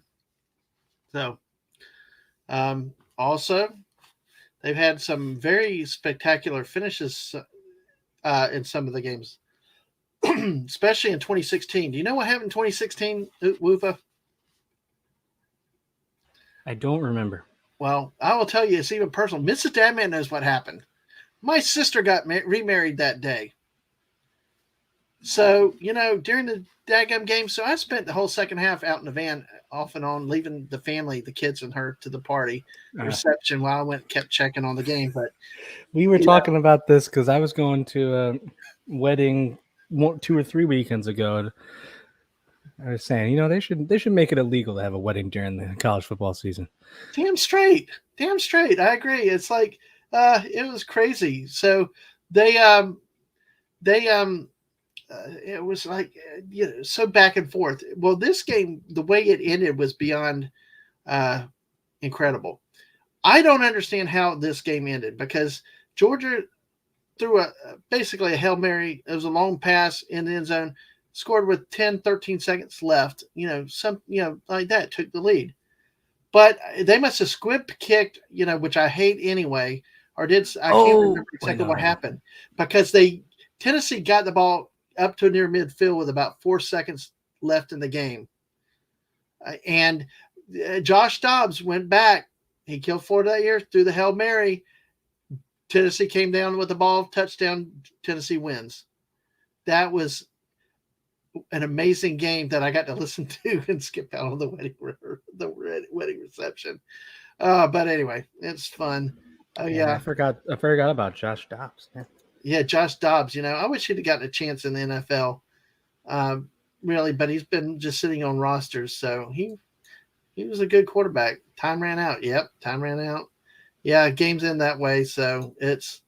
But here are the misses. I had to suffer through the open mic scene while I was in the car. Not a happy camper. Well, of course, I never told her where I was going when I kept leaving. So, sorry. Oh, man. And alternatively, make it illegal to have a college football game when there's a wedding going on. No, better planning. Better planning is what you should do.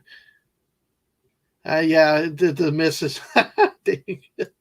College football guy. But yeah, that's some of the history with this game. It's going to be interesting to see this week. You mentioned Tennessee's offense. They've really been hot and pretty much unstoppable all year. And Georgia's massive, solid on defense for 2 years now. Who will win? The offense, the defense? Any last thoughts before we move into our picks? I don't think so. I'm ready. All right. Well, let's go, because we'll get through our picks, and then we'll go ahead and say we've been 2 hours already. Wow, it's been so much fun talking all this, and it's really been great. And like I said earlier, if you new to the channel, please follow us on Twitch, or sub over on the YouTube side, liking the video, and love to have you around for more of our stuff, Fortnites to football, and some other things and sprinkled in between. Cool. Oh man, is it cold there? Well, it's never cold in Florida. It's actually, we had a heat wave again. Yeah. So, Input lost all his brain cells getting beat up by the collectors in Mass Effect. Yes. Well, yes, definitely a powerful offense. And it is an insane stat. Like we were talking about one of the games earlier, that Alabama-Tennessee game was like a Madden football game with unstoppable offense and stuff like that.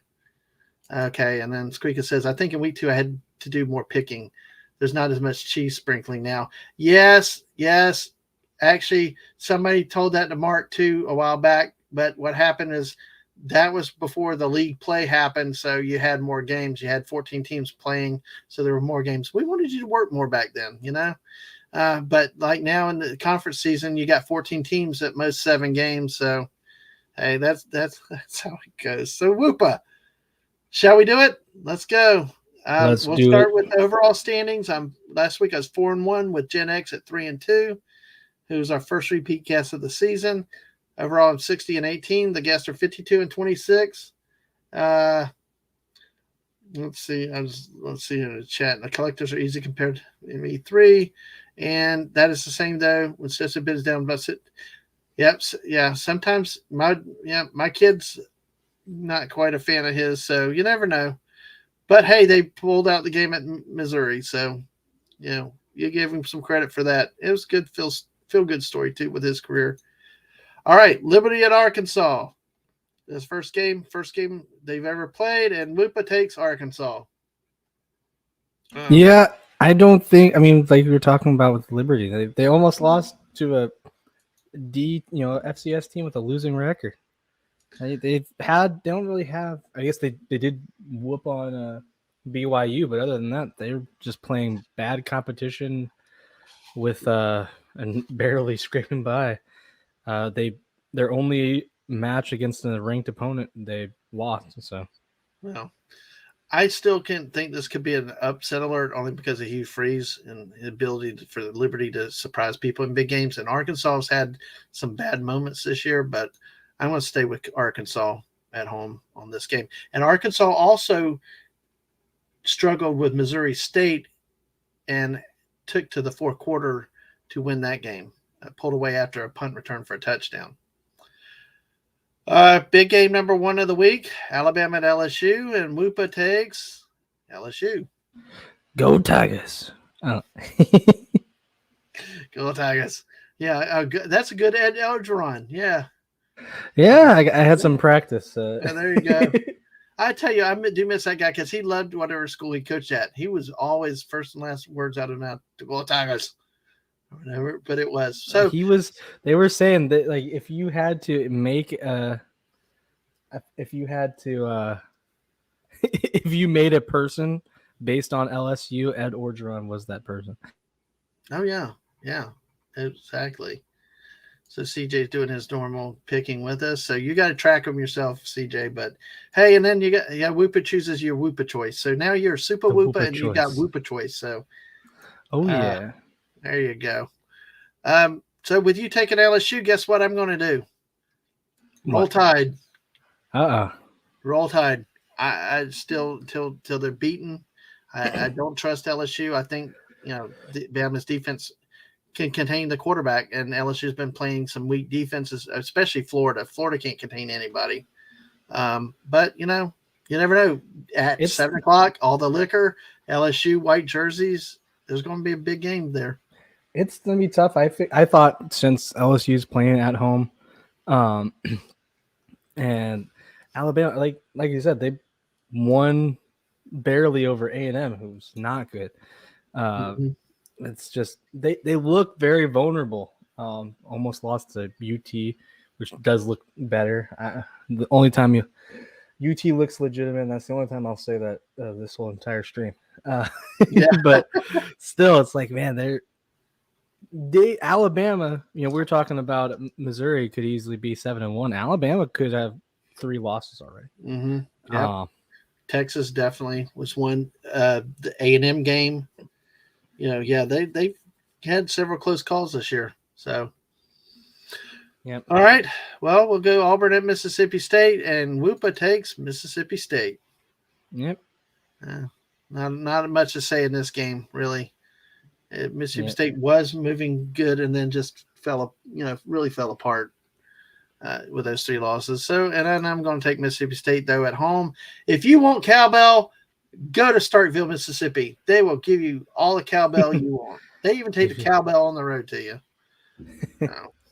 Yeah, Mississippi State, like obviously they've struggled lately, but Auburn struggled the entire year. So yeah, I feel like exactly. I'll safe to go with Mississippi State here. Yeah, I do think, especially at home. So, but this is the type of game Mississippi State could very well lose, though. I mean, with Auburn seeming to be able to score some points now, you just that's the thing is sometimes you never know in the SEC. But all I know is the Gators struggle at Mississippi State. So anyway, too much cowbell. We go into the Kentucky at Missouri game, and Whoopa takes Kentucky. Hey. Yeah, they haven't done the best lately, but I still think they're a good team. And I'll be honest, I just don't think Missouri's a very good team. But obviously they got their butt kicked by Tennessee, but that's Tennessee. Well, been playing it close against good opponents. I know they're pretty banged up, but I think they can pull through a win. And I understand that with Kentucky, they've lost that Ole Miss. Missouri has always been hard for teams like Florida to play at, and I think Missouri. I'm going with Missouri on this one. Of course, they'll probably lose the game and end up sticking me again. So, yeah, exactly. Yeah, they were dismantled by Tennessee. They were ranked somewhere around 16, 17, the lower top 20. But, yeah, I mean, but Kentucky's also been dealing with, I mean, the quarterback, Will Levis, was hurt a week, missed a game that they lost to South Carolina. Still struggling, apparently, from it when he only threw for less than 100 yards last week. So, yeah, the injuries are concerning. I just think, I mean, talking about quarterbacks, Brady Cook, just that offense has been dreadful for Missouri. It has. And it's just if Kentucky can, I almost want to say if Kentucky can score 21 points, that's they can win. I think it's just that simple. It was funny that you say that because that's what the Tennessee people were saying is spot Tennessee 30 and can Kentucky score that much and say the same thing. Can Kentucky score 21? It could be a win. Yeah. And Levis threw the three picks in that game too, which, really hurt. You can't go on the road and especially in a place like Knoxville and turn the ball over. So look, we've disagreed on 2 of the 4 games so far. Are we ready to see how dramatic this week might be? Oh, maybe.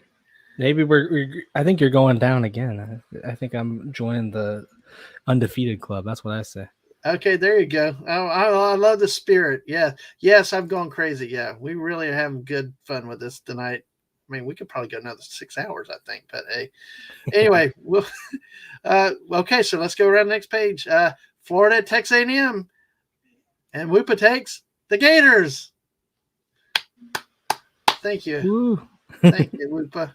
Any particular reason why with this game? Texas A&M sucks. That's why.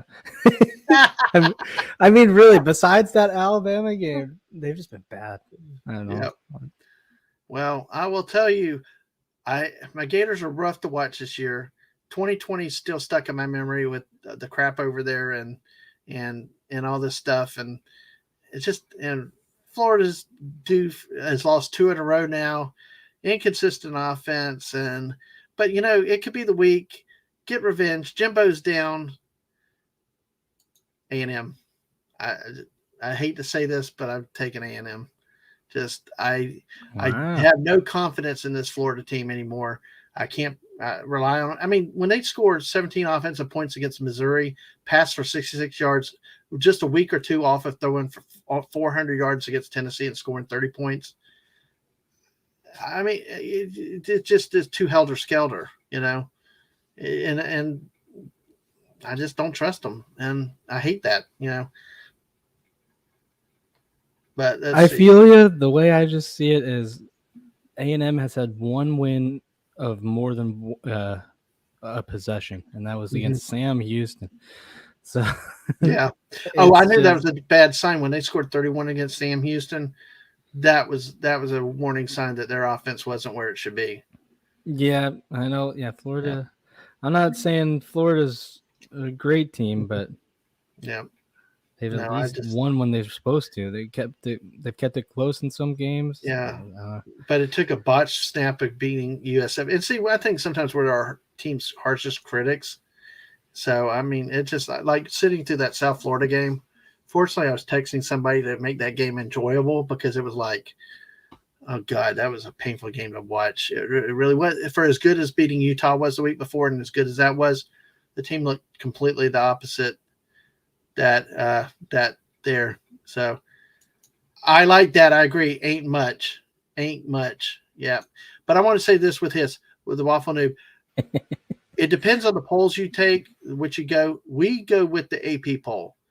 I know ESPN had that shown earlier with the 1 and 3. Personally, with what we do here, I take the AP poll. There are several different polls. I think that probably the college playoff balances poll, and maybe that's the one they're using. But it's hey, if anybody ranks you number 1 and it's your team, go for it. That is awesome. So it is awesome. Go with whatever poll that helps your team the most.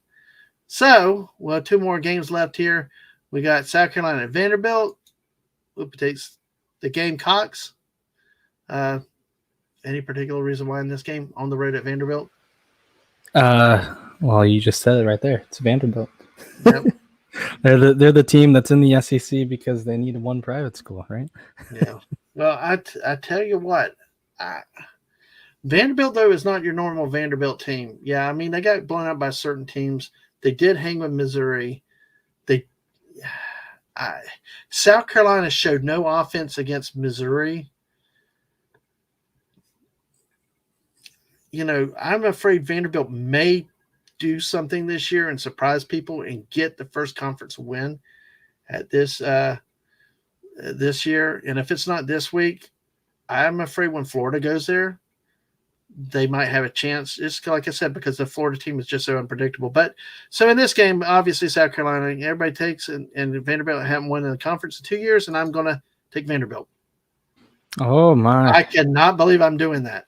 At the beginning of the season, I had them not winning another conference game, but South Carolina is another. If Vanderbilt can get any defense to keep the game close, they have a chance. I mean, the 2 quarterbacks they have, they could generate some offense. They just have got to get some defense. It's possible. I'm just thinking. I mean, besides Missouri, they haven't had a defense. You're looking at just getting absolutely demolished by every other SEC team. Exactly. But that's another reason I didn't pick Missouri in their matchup, because it's like, man, even the teams we're looking at, like, I guess they are all facing ranked SEC opponents, but still, 20-point loss to Wake Forest, 52-point loss to Vandy, 55 to Georgia. I can't do that math real quickly, but I know. Big loss to Ole Miss. I really cringe at this pick, but I didn't take App State the one time, so I'm going with this is shoot me later, whatever else. And good night, Input Latency. Thanks for coming by. So we're about to wrap up in just a minute. We're down to the last the biggest game of the week.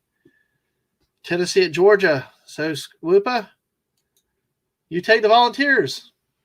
Yep. That offense is crazy. Hooker is very good. I think that they're gonna. It's a little risky because Georgia's a dang good football team, but Tennessee, I think they're the real deal. I know. And I agree with you. I think absolutely Tennessee's a real deal. I think they're a real deal for a number of years to come, which scares me as a Gator fan in the East. I don't think they're like Kentucky. I think they're better than what Kentucky's had a good year or two, but they'll probably come back to the pack like we're seeing this year.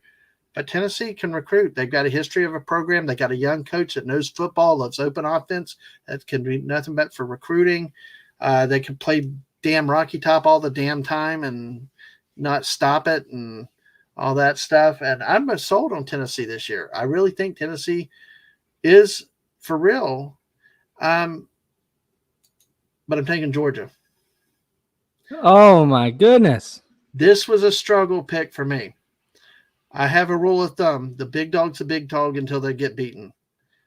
Georgia playing this game at home is the main reason I'm going with Georgia. If this game was, I picked Tennessee over Alabama with the game being in Knoxville. Don't shoot me, my Tennessee Vol friends out there. I got to go with the big dog until they lose and until somebody actually in the East beats Georgia. I'm going with Georgia. In spite of the struggles offensively, they do have the powerful defense, but we'll see how that defense is tested this week. You know, maybe it'll be a Alabama Tennessee game with a high score and affair again. We don't know, but one thing is it's going to be a heck of a matchup, though. And this is what college football is about: that Tennessee Alabama game and not a game like this week. So anyway, but that's it. So we're looking at that. We disagreed on those 3 games. We disagreed on. Let's see. Let me go back a little bit. Sorry, I probably should take it on screen. We disagreed on 5 of the 7 games this week.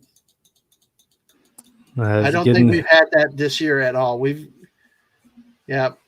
getting crazy over here. No. Well, I'm sorry. I'm sorry. I'm just sorry to say that that your winning streak is coming to an end. You know. All right, that's fine. That's good. Hey, it's all good. We're among friends here, and it's just interesting to see how this week turned out so differently. But hey, I like your Florida pick though. Oh yeah, I like that it'll be interesting to see. I just think Tennessee has not scored less than 30 this year. If Georgia can stop them, then they can. I think who's going to play their game. Georgia has a great defense, and if they have a pretty good offense too. But I think it's just the fact that if this Georgia defense shows up and plays well, and then it's going to be a long day. But if it's just 2 great defenses, if 2 great offenses, if Tennessee is scoring on them, makes Georgia play their game. Yeah, Georgia's got a great offense, but in the end, Tennessee's number 1 in the nation. They're at the offense wise. They have the weapon. I agree. I don't think Georgia has the offensive weapons. When you look at Jalen Hyatt for Tennessee, had 2 games in a row with 5 touchdown receptions, and just the stats that he and Hendon Hooker are putting up together is just amazing, and you can't sell that short. I really struggle with this pick because a week or 2 ago I probably would have taken Tennessee. Just I got to go with the team that's proven it's been there at home, and I agree with that. Waffle Noob, Heupel is the plays, but also he gets his team to execute. Not like I said with Florida, they can't execute. They penalize, they screw. It's about execution. You can have all the design fancy plays you want, but the players don't execute it. Then it's then you're not going anywhere with it. Cedric Tillman, the other wide receiver. They did all this stuff without Cedric Tillman, who was I consider their best wide receiver too. So it's amazing the stats of the Tennessee offense. Yeah. So, and Squeak says Georgia's going to think they got it in the bag because of the home game.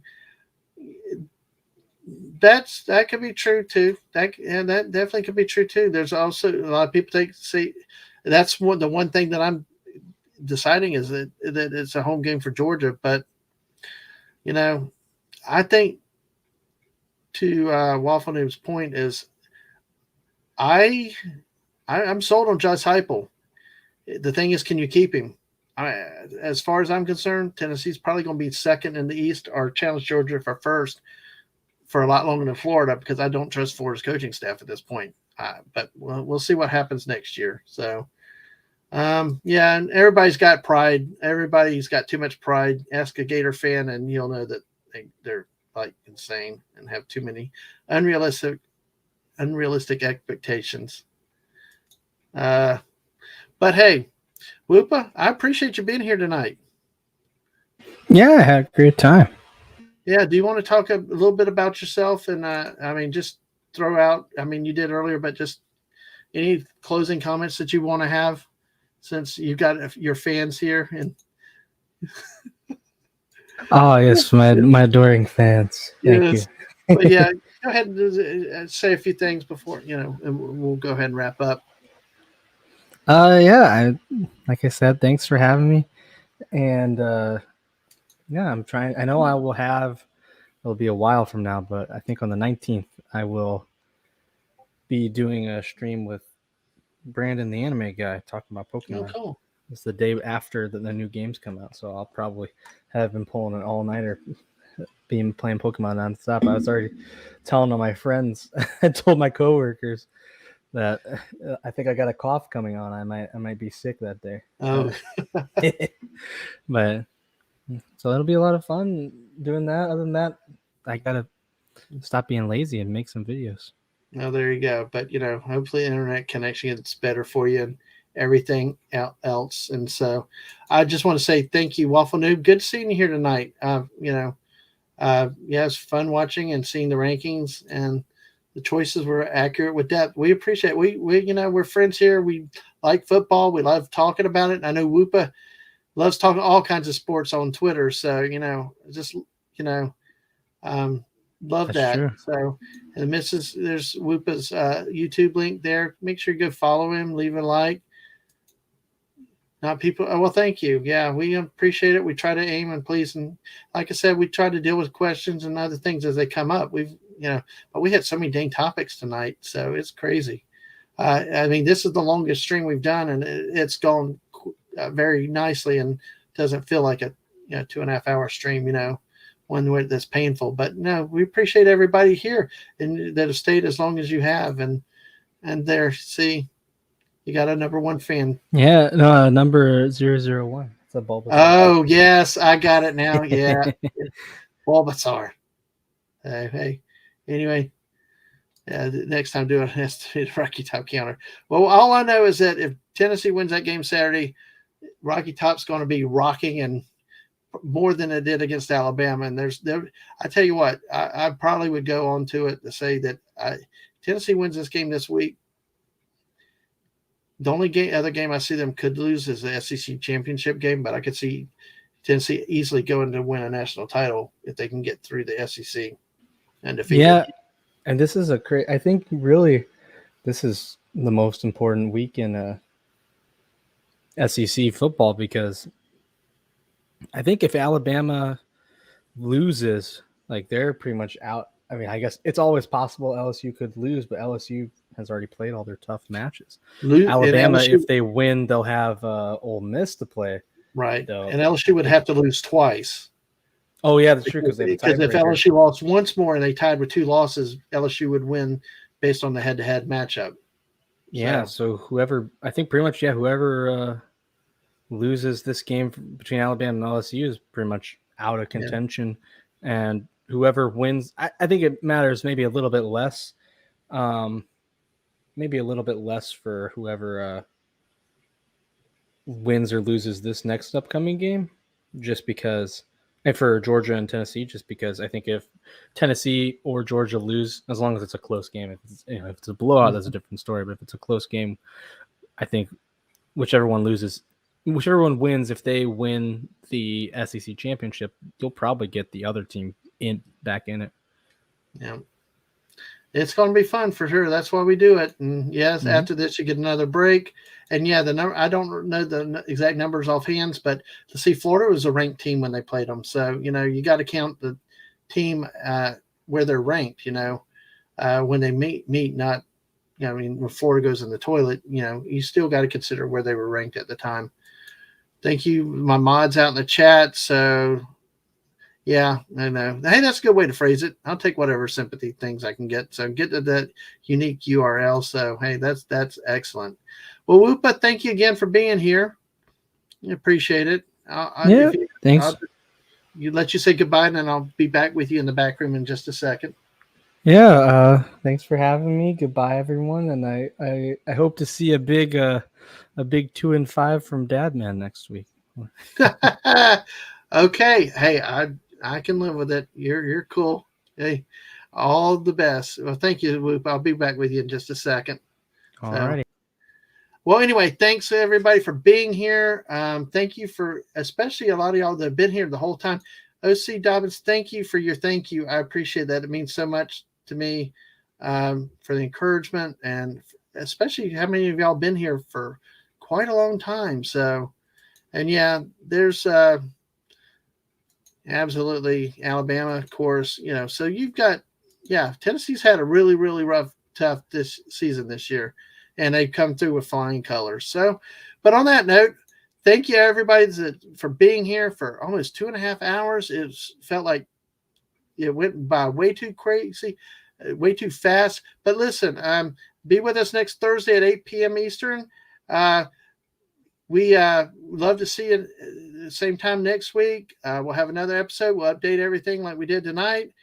Follow us on Twitter at Dadman Walking 55. That's the latest. That's where you find whether we do streams of Fortnite, show and tells, or the latest on the football. But listen, if you like what you saw tonight, if you're not subscribed, subscribe to us on the YouTube channel. Leave a like to the video and share it out with people. If you follow us, if you're on Twitch, follow us on Twitch. And we appreciate all the support that you give, and this is fun for us. And thank you for everybody coming in for your chat feedback in the chat tonight, and it meant a lot. And we really, really had a lot of fun. So, it just means a lot to me and means a lot to the missus. And let's get to that 100 just for the fun of it, and we'll have a good time along the way and enjoy talking football. And good night, everybody. Thank you again, and we will see you next time. Later, everybody. Good night.